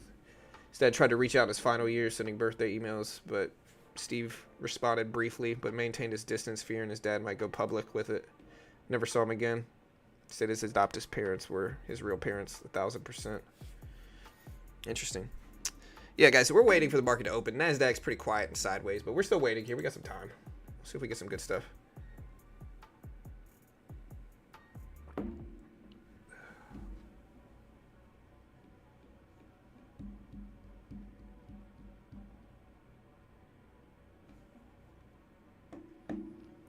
Yeah, I mean, our standards for movies, though, are this.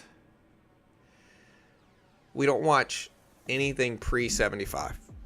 Anything pre-1975, we're just not really into. It's just too old, too hard to relate to it. It's a different time, and it's just hard to watch. So no pre-1975 movies, with the exception, maybe there's a couple exceptions, but pre-1975 movies we rarely watch.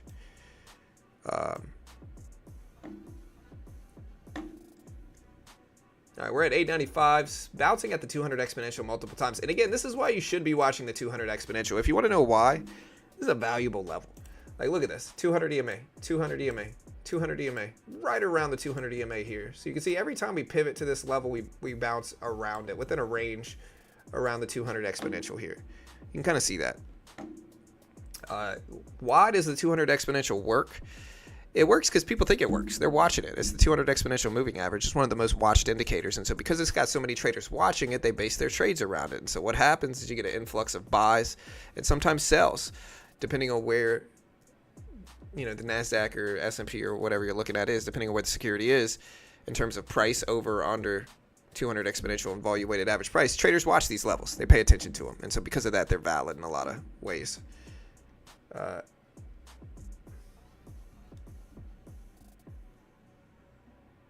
Do you think the market's just going to chop until CPI? Isn't that this week? Yeah, that's tomorrow at 8:30 Eastern Standard Time. I don't know if we're going to chop. We might.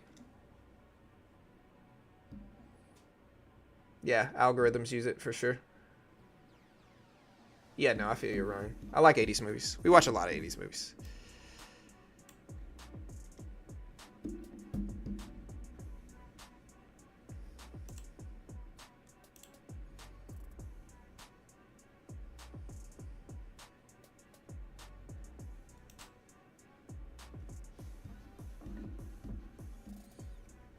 Still got 19 minutes left.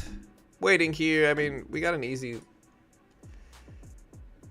long, but look at Tesla. So I might buy this dip just because Tesla looks like it's starting to rise. Let's see if we can buy a little bit here. We'll add maybe 4. I see Tesla starting to creep back up towards the high of the day. I think that might propel this higher. We also had Nvidia strength recently too, so I'm going to get into 4 micros here. We got a nicely green trade. Nicely green day already, so we could take the risk.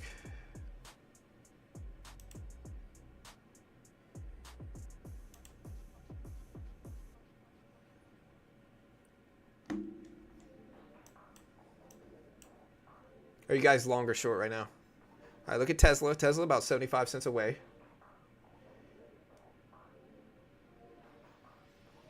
All right, since we got very nice green so quickly, I'm going to liquidate some of this here. And then we're going to hold 2 left. There we go. Hey, when it works, it works. I'm going to get out here and then just hold 1 left. Where's gold at right now? So I see gold ended up going red on the day and continuing down at 33.59. It's probably as the Nasdaq's going higher. Again, Tesla's showing some strength.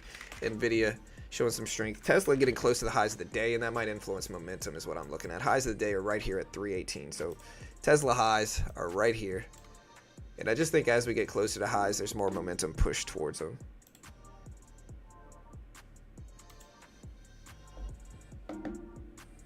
The MMA fighter, William? What about him? Oh. Oh, you're talking about The Last Dragon. Yeah.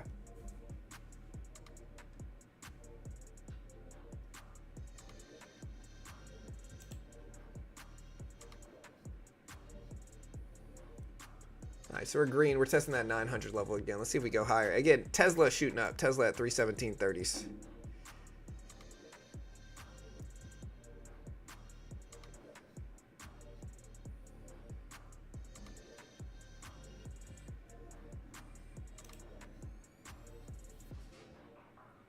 Okay, well, my long worked here.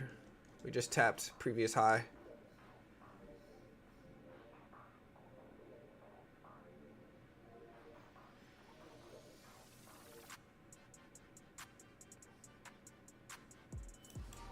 We're up 30 ticks. I'm just going to go ahead and take that off here. Maybe we'll find a dip down to 9 and we'll buy that too. Tesla dip, so we're kind of riding the Tesla momentum here. MicroStrategy to the moon. Yeah, I mean, MicroStrategy, it's one of the biggest winners out of Bitcoin's rise. Bitcoin at all-time highs today again. So Bitcoin at all-time highs again. Still trying to get back up there.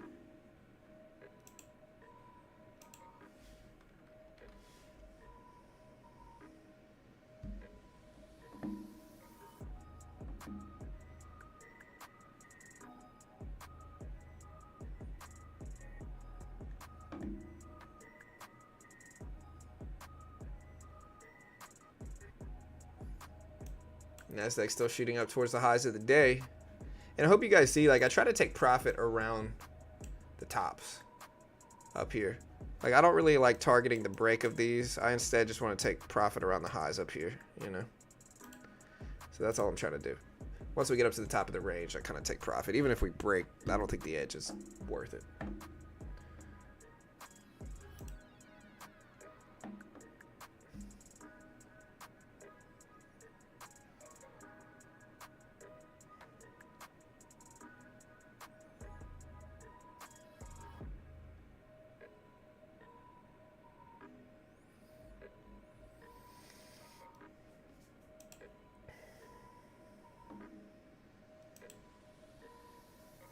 All right, so 3 bills are shaping digital assets.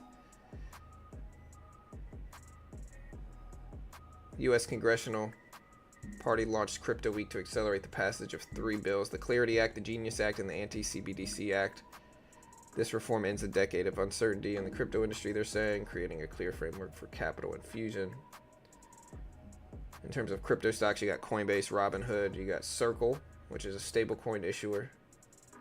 You got Canaan, MicroStrategy Holding.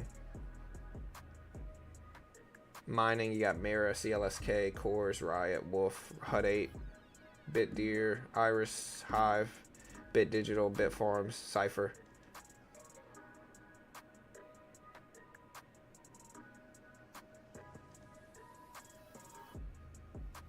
So yeah, Nvidia, look at this pullback here. Wow, look at this dip.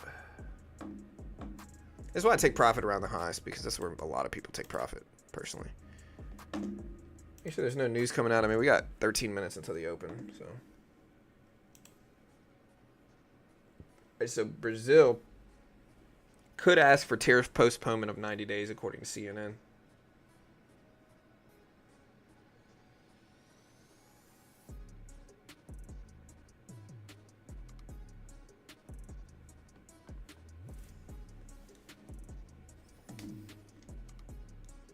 Brazil is going to ask the U.S. for a tariff reduction to 30%, according to CNN.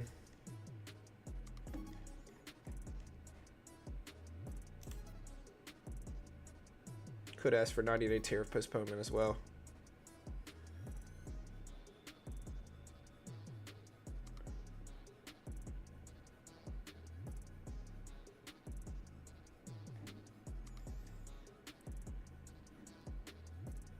Making the second push towards highs of the day, though. Let's see if the Nasdaq pushes up with the last 10 minutes before the open.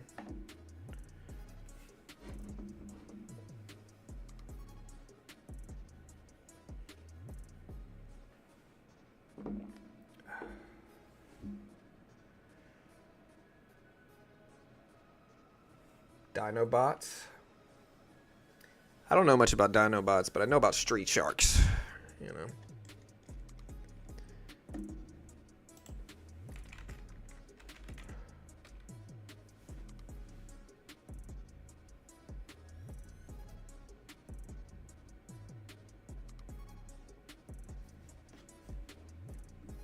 Yeah, I know about Street Sharks. I don't know about Dinobots. Where's Vin Diesel at? Anyways, we're right around highs.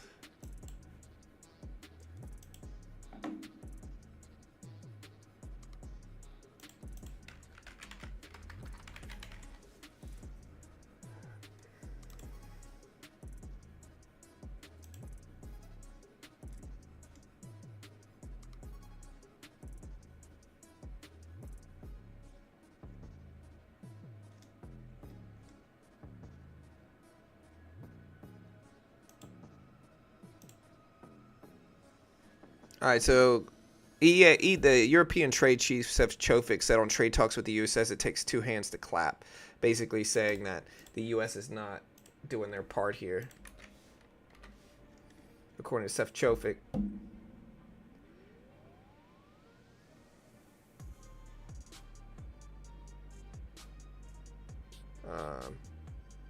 Currently, the Brazilian government is considering negotiation scenarios, according to CNN, citing sources. One of them would be request to postpone the imposition of new tariffs, which would take effect August 1st for 60 or 90 days.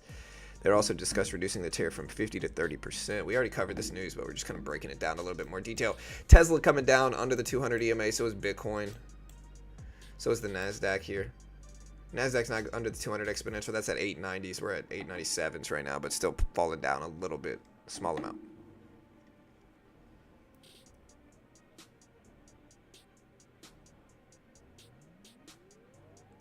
What, Dinobots? I'm pretty sure I had some as a kid if they came out in the 90s. But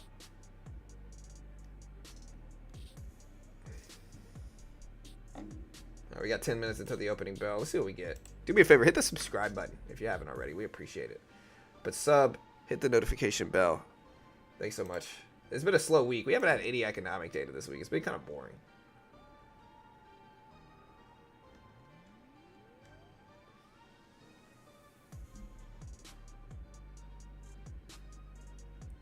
Nasdaq right back up there, close to highs of the day at 903s, 904s, up to 905s. Testing 906 for the Nasdaq here.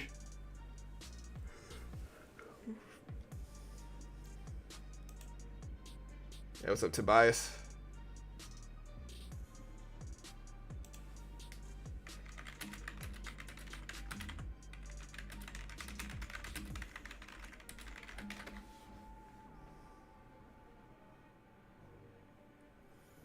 All right, we're close. We're 9 minutes away. We're also going to have the market on open, the MMO coming out.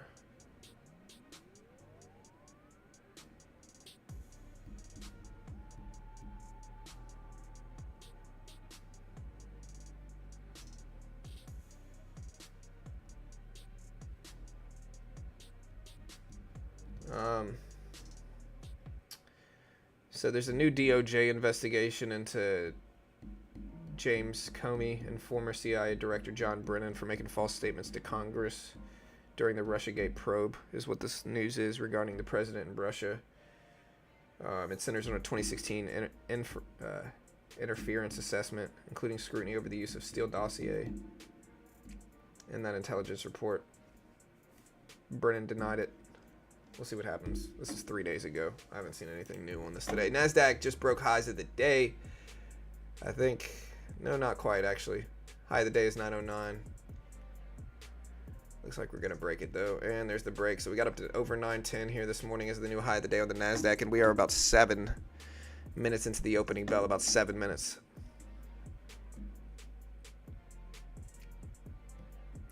Looking at our poll, 57% are bullish so far.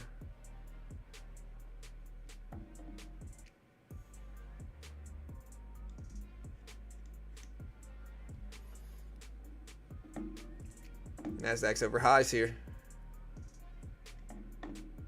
Maybe I should have held that long. I think I would have profited nicely from it, but it's okay.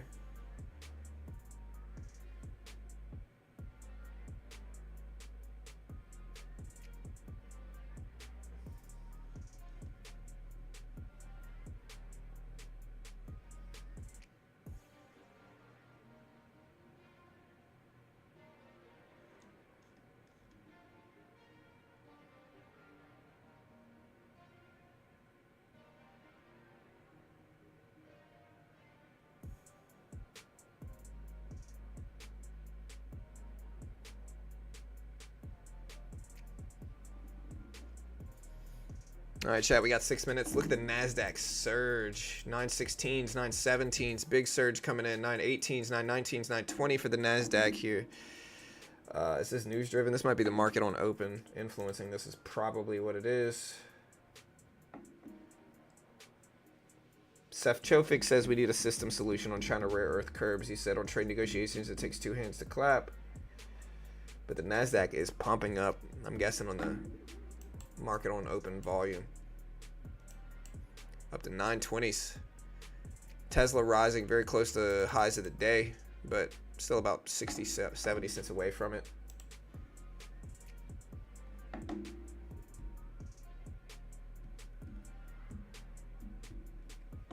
This is a challenge account that we're trading, but we've traded on both kind of off and on this morning, which is what we do. Now that it's the open, we still got 6 minutes. I'm going to switch to a funded account. But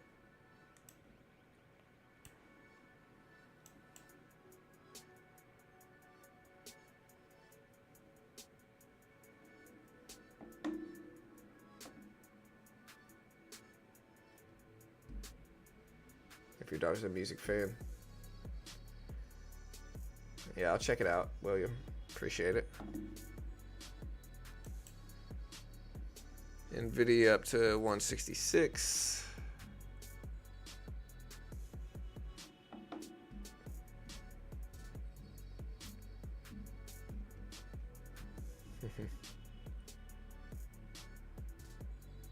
Bitcoin up to 122s. Kind of quiet though. I mean, Bitcoin tends to run when the rest of the market is asleep, just to clarify. Like a lot of the time, it's not always, it's never like 100% either way, but a lot of the time you'll see Bitcoin run weekends when other markets are, some of them are closed, early hours because of just kind of overseas volume and stuff like that. But Bitcoin broke all-time highs this morning. Bitcoin futures sitting at 122 now, but hit 123s. So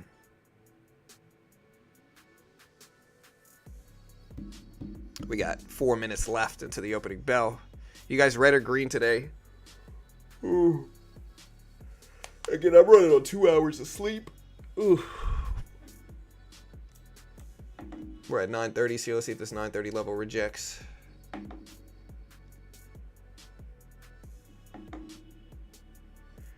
Green. Big green. Everything's gonna rip. Maybe. We'll see. Red. We're at 9:30. Look at that 9:30 level. Listen, I'm not gonna say this is the greatest level in the world. I might be the greatest leveler ever. Maybe not though. Looks like it's ripping over it. Too much strength coming in, man. We got 3 minutes left.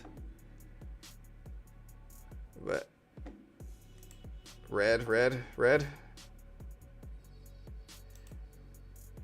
Yeah, I'm slightly green in a combine account. I think I'm slightly red in my funded account. I also got to activate a couple of these today, I think. I have to go find it. But again, I don't even claim to be a good trader, of course. Not an investment professional. Not liable if you lose. Always make your own assessment. I can't guarantee anything. Sometimes I trade and lose off stream. You might not see it. I don't sell a course. Don't sell a service. Don't even claim to be good. Just kind of cover market news mostly. And trade live. So if you appreciate that, subscribe, hit the notification bell. We appreciate you all. Nasdaq's retesting the highs of the day, up to 933s right now. Tesla getting closer to the high of the day as well at 318s. High of the day is 317.99 for Tesla, so it's getting close. I'm gonna turn this top scroller off so we can trade the open. Red, red, yeah. All right, here we go. Less than 2 minutes. Nvidia is pulling back pretty fast right now. They're looking at Nvidia here. Look at this red candle for Nvidia. So let's see if it pulls everything else back down.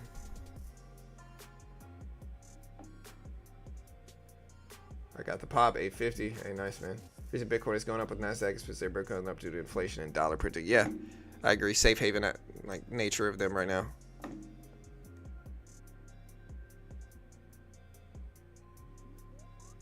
All right, guys, we got a minute and 20. Hit the live button next to the play button. Make sure you check out Top Step if you want to day trade with me. They're an affiliate or sponsor of mine, but genuinely useful to learn day trading when most day traders lose money. Just really useful. You can get started for $50 a month. You pass it, you can be trading a 50K funded account, 90% split, first 10K in profit, and start taking payouts. And they're some of the most reliable in the world. If you use Top Step X, you get 0 commission as well. We pinned it to the top of the chat. You can also see it in the description. But Nasdaq still breaking highs as we speak. I'm biased because they pay me money, so top 3 most biased ever. We got 45 seconds until the opening bell.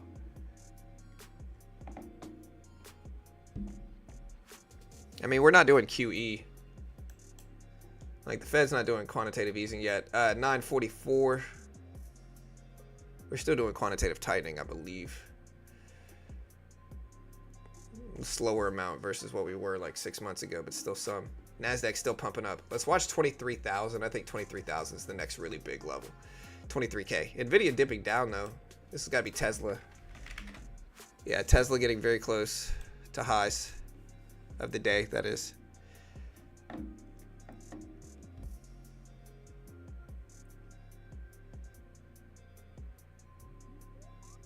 Yeah, I mean, there's the bell. Let's see what happens. There's 955s.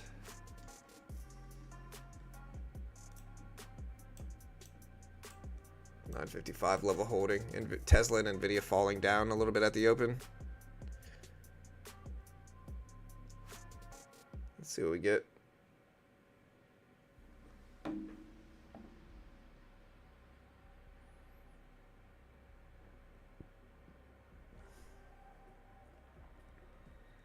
Okay, Tesla up. Tesla just broke highs of the day. It's now at 318.70s, almost 319s. Nvidia's falling down, but Tesla's up. Nasdaq just broke highs of the day again. Got up to 960 before retracing pretty quickly. But look at the Nasdaq run. Just ripping all past all these levels. Top 3 worst levels today.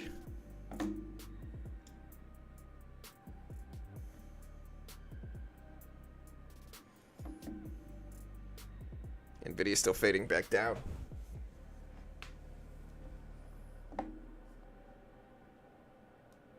Could you not hear the ding, ding, ding? Hit the live button next to the play button. P might be delayed, brother. Put it in 2x speed. You won't be delayed. But I heard it on my end. 980s here. We're getting very close. Again, watch 23,000. I might buy a dip if we could find one, but I kind of have to wait the first 4 minutes to pass. Nvidia's falling quickly, though. Nvidia just dropped all the way to 164.40. Tesla's ripping over highs of the day, though.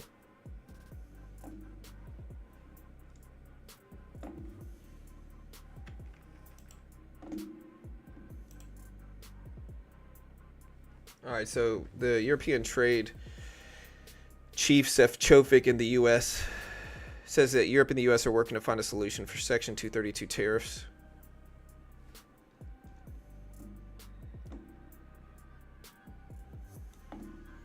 Getting a pretty big pullback here. It's mostly driven by like Nvidia's coming down. Apple's up. Tesla's up. Meta's up.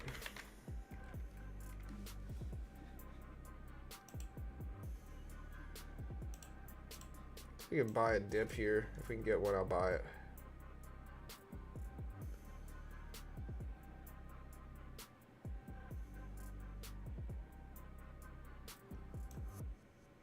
It's a pretty nice dip. I'm gonna buy this.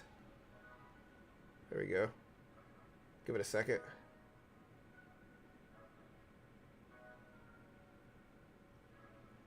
Nice. A little bit close to the opening bell, but I want to let this work. All right, we're going to take that profit off right there, lock that in since the opening bell. We're going to scalp right now since we're 3 minutes into the day, and I'm supposed to wait at least 4. Kind of breaking my rules this morning, but that's all right. I still think we might push higher. Bitcoin coming down a little bit under 122, though.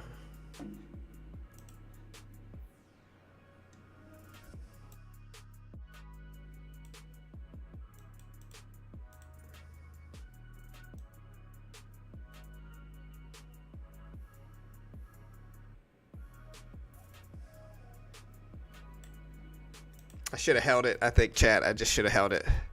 We got very close to it. Did my volume just go down a little bit? I'm trying to mess with this. I can turn it up a little bit more, see if that helps. But let me know.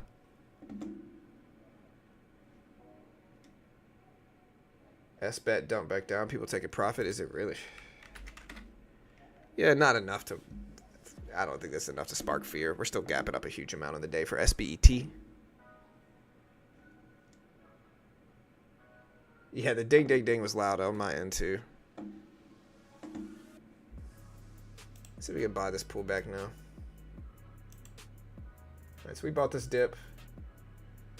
Might add a little bit more to it if we keep coming down. There we go. We'll add some there. 2 contracts.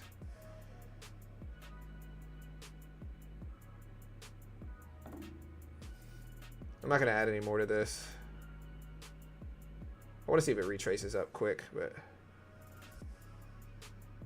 There we go.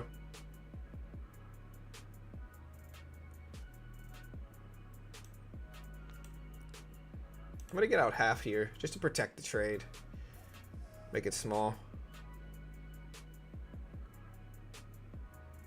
Man, what a rebound back up.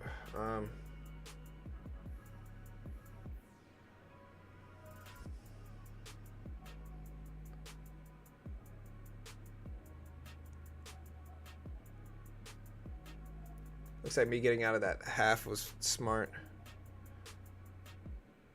Still pretty small trade, but I want to give it a chance to retrace back up. It looks like it wants to, but the 200 EMA down there could be good too. Yeah, we gotta just cut that and wait. Might rebound back up, but Bitcoin has turned all the way down to 121.50s.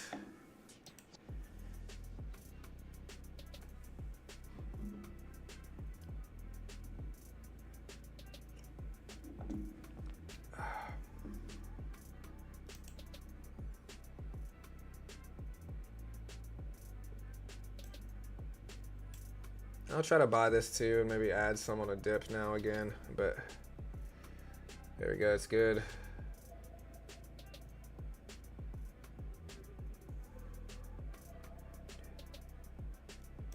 I'm gonna add a little bit to this now too. We're close enough to highs to where I'm interested.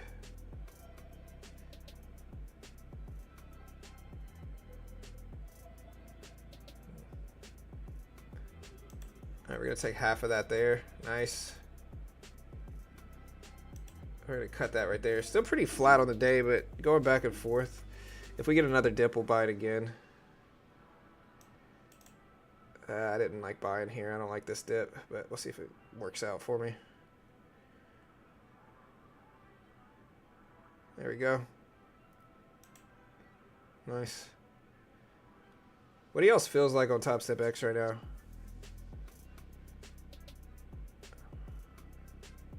I'm right at the high, so I don't know if I like it, but I think we also have some momentum in my favor here too. So let's see if we can bounce here.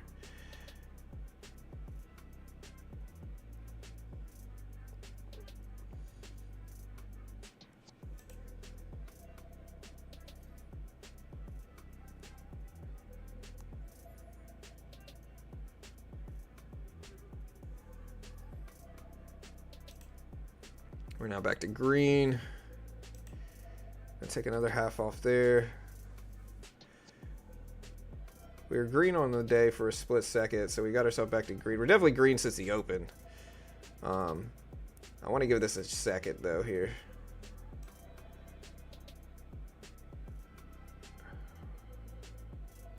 Unless this retraces all the way back up quickly, which is possible it does, I'm going to cut this pretty soon.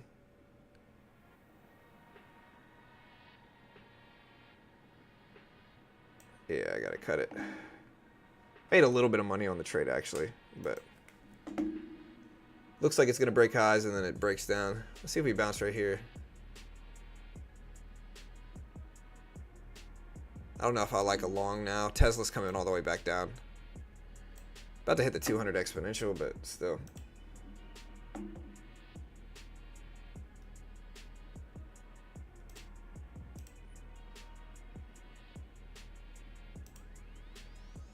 Oh, sorry, I banned you for no reason. I'm sorry. Clap. My bad, bro. Accidental ban. You're unbanned now. Say something to make sure, but didn't mean to ban you. I think we got to start small here and buying this dip now.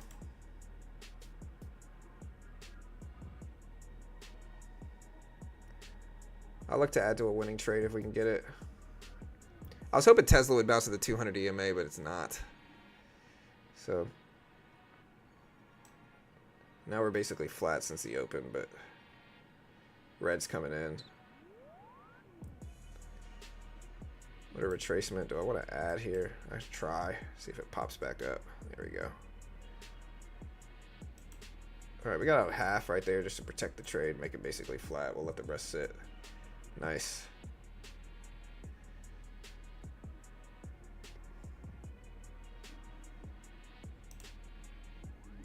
Okay, there you go. You're back.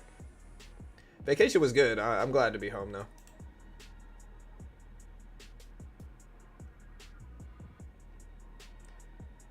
See if that momentum comes up on the upside. Looks heavy though, to be honest, which is not really what you want if you're in a long, but I can hold this flat.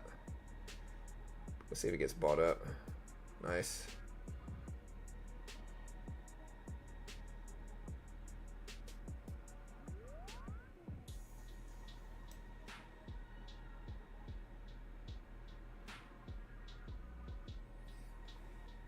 It's getting bought up pretty quickly here. I want to add to it, but I think I'm just going to let it work a little bit, see if it fight its way back up and hold it break even if it can't. Keeps getting bought up down here, but then now it's coming back down. I'm going to cut it right there. That's too. We got out flat on that last one.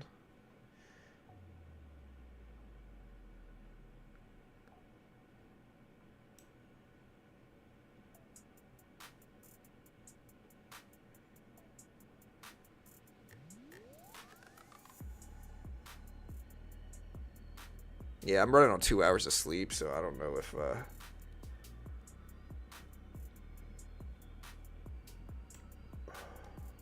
I don't know if that's affected my trades. I'm trying to be patient, but mostly flat since the opening bell.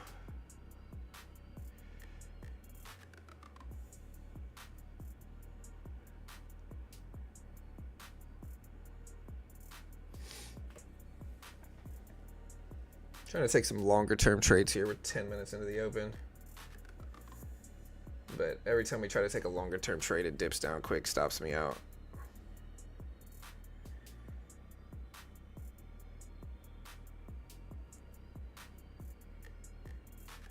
It's the previous high of the day here, so if we're going to take a larger trade, it might be now, but I didn't get a chance to add to it.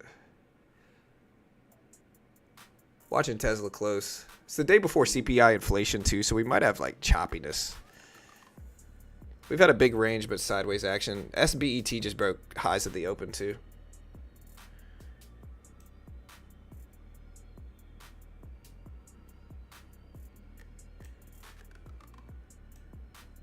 All right, I'm gonna add one to this at this 900 level. See if we bounce at it quickly. And if not, we'll just kind of wait.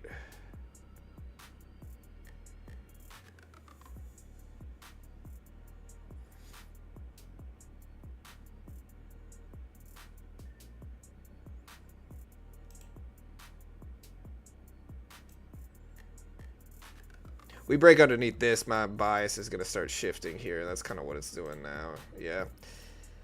I'm running on 2 hours of sleep, so now might not be the day I should be trading big, which I'm not really. I'm trading pretty small, but definitely going to switch accounts here, just kind of protect our other account. We're in the green in that account regardless, but still kind of hard to trade right now.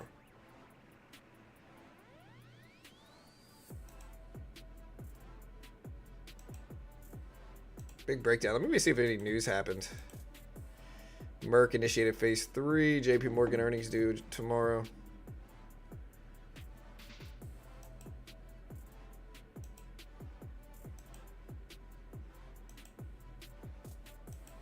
Big breakdown all of a sudden.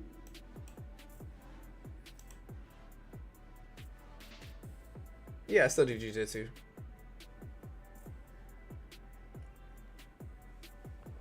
Yeah, man, I got like no sleep. Got on a plane yesterday morning got to the airport yesterday morning at 3 a.m. Had to wake up at 2, and then our flight was rescheduled to last night at 9:50 in Chicago, and then, you know, it was just a freaking mess, dude.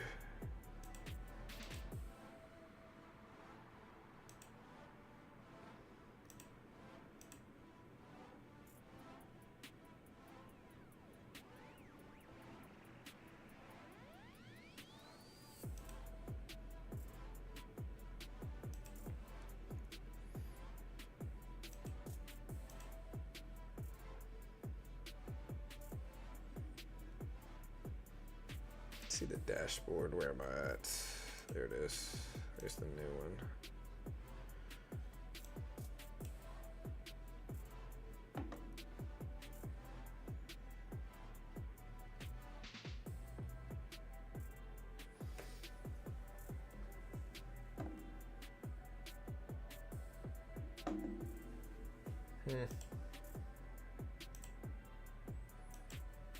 Still cracking lows. Maybe there's a dip buy to get in here, just because you could make a thesis of like, hey, we're gonna go sideways but a big range for CPI tomorrow. Maybe not. We've been running up for days. Could be time for just a correctional pullback here. We'll see though.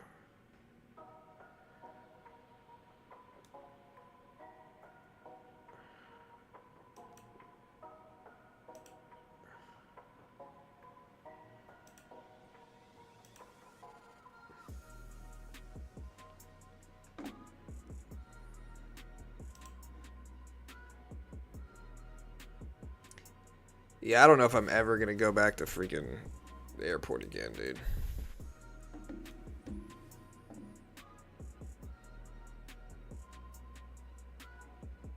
Yeah, I don't really see any news coming out right now that might influence things.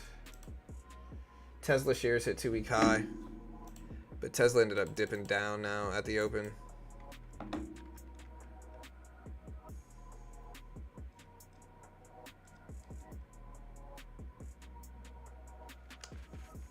We didn't really have any breaking news. The only news, Seth Chofik says, I believe there's still potential to continue U.S. trade negotiations.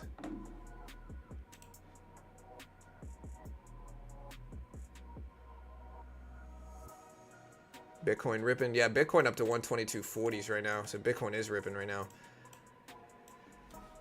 Or 122.3. Actual Bitcoin price right now is, depending on where you look.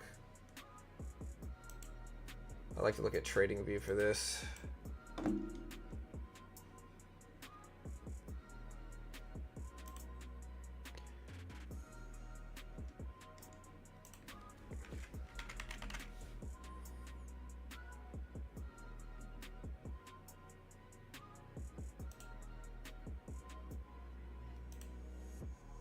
Yeah, here's Bitcoin. All-time highs on Bitcoin are currently about 123. About 123. Bitcoin now at 121, just under 122, but tested it just now. But it's trying. If we take a look at Bitcoin here.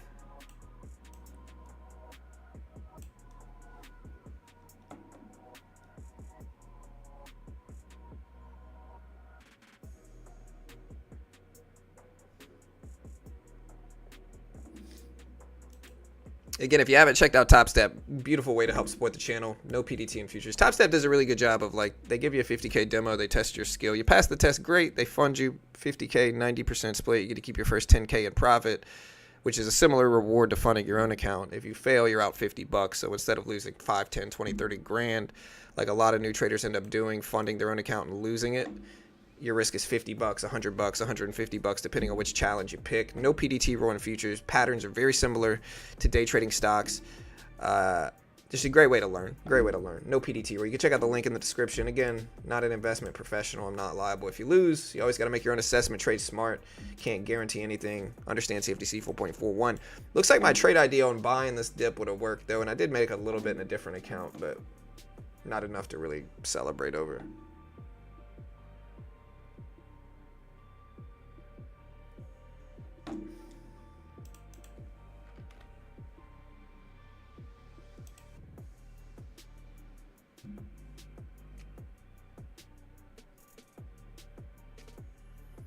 We are popping back up some here, though.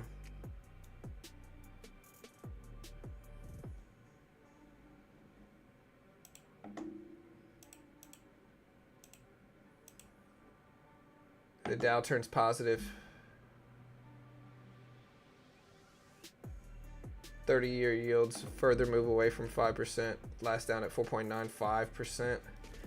What are yields doing right now? They're down since the opening bell. If you look at treasuries, they're down to 4.4%.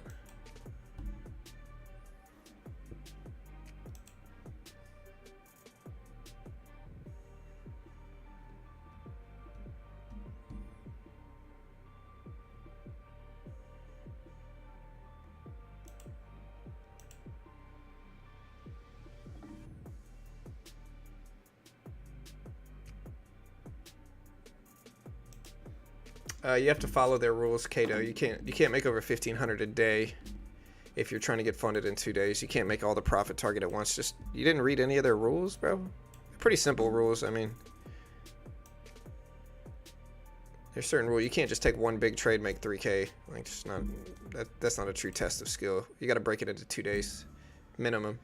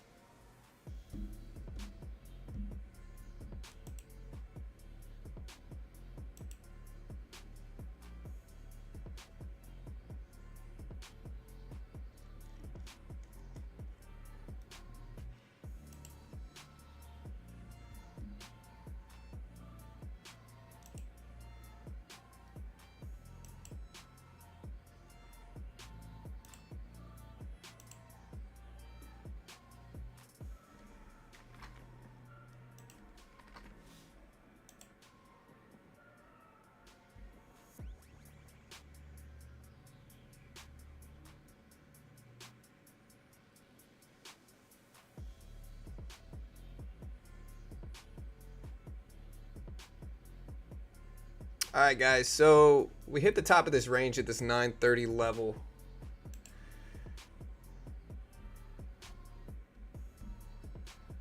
Again, I think what we might see here, chat, and this is just a thesis. It doesn't mean it's true. Big range, sideways, choppy, big range, but rectangular, I think it's possible. You don't know for sure. I mean, nobody knows what the market's going to do. If they did, we'd all be rich. But Palantir, yields are down this morning, so in a lower interest rate sentiment. Palantir's ripping over to 146 here. So we're seeing some momentum for sure. But Bitcoin's starting to rise.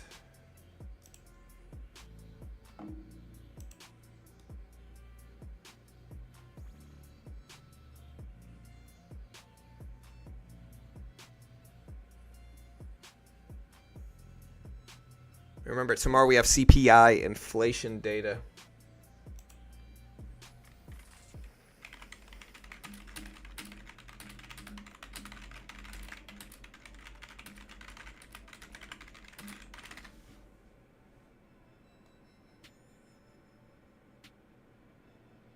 All right, Palantir at 146.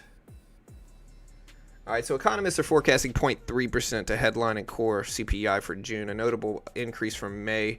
First clear impact from inflation, they're saying, on goods like autos, furniture, and copper. Core CPI is nearing 3%, rising closer to remaining above the Fed's 2% target. Many analysts view this uptick as transitory, tied to tariff policy, and expect inflation to ease later this year. Service price inflation is still a key number for 57% of CPI. Sustaining low services inflation is critical if core is driven by goods only and may be seen as less threatening. So that's tomorrow, 8:30 Eastern Standard Time.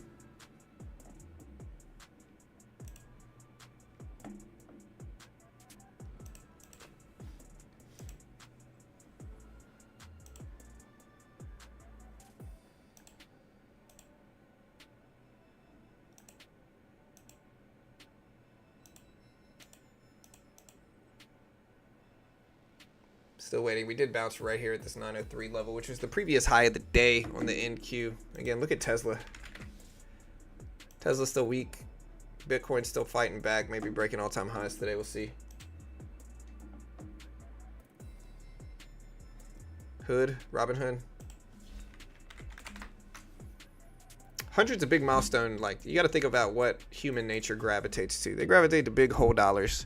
$100 being one of the biggest ones, right? So people are just naturally going to look at 100, and they might base trades around them. They might do all kind of stuff. That's why the technicals. That's why $100 price point influences movement, is because so many traders kind of naturally look at $100, if that makes sense. Apple. Yeah, Apple decreasing a little bit here. 208s, 209s.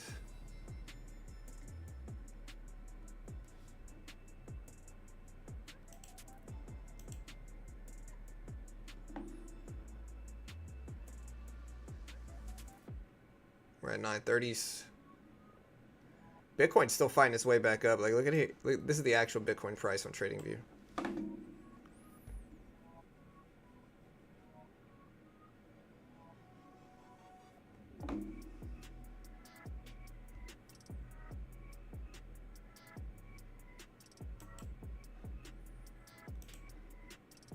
Yeah, so this is the actual Bitcoin price. Make sure you do me a favor. Hit that subscribe button here, chat. Tomorrow we got CPI inflation.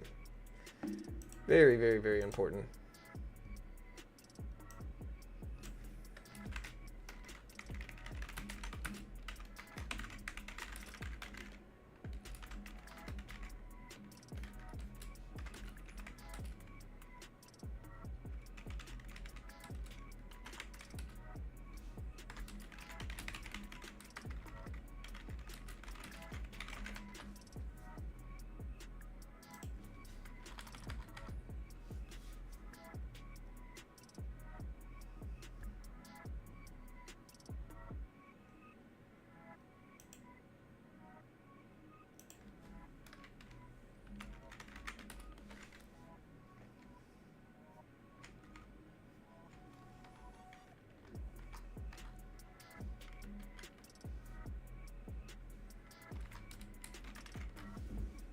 All right, chat. So yields have spiked back up a little bit. Bitcoin's still rising, just tested 22,000. That was falling pretty quickly here. We're still rejecting at this top of the range.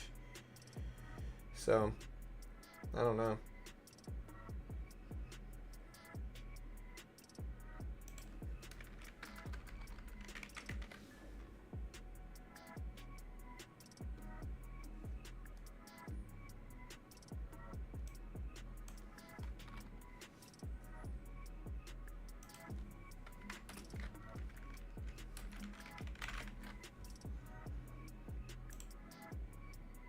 Yeah, I'm probably going to get out of here, guys. I mean, I don't really see anything. Look at that bounce at 903s, though. We did bounce right there at 903s.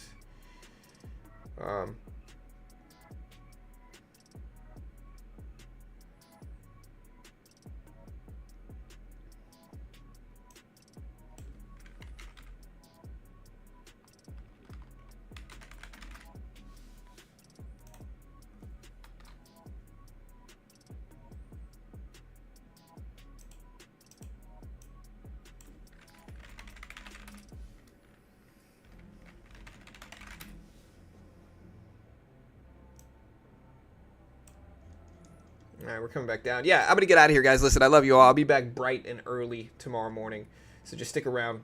We will be back bright and early tomorrow morning. So, yeah, I love you all. Have a great day. Again, if you want to check out Top Step, beautiful way to help support the channel. No PDT rule, great way to learn. I'll see you guys later. I'm going to go get some sleep, man. Again, I'm running on like 2 hours of sleep here, chat. 2 hours of sleep. But no big data today. I'll see you guys later. I love you all. Have a great day. Remember all the stuff on screen. I can't guarantee anything. Not an investment professional. Tomorrow, bright and early CPI inflation. We'll start early too, so be ready. I'll see you guys then. Good luck.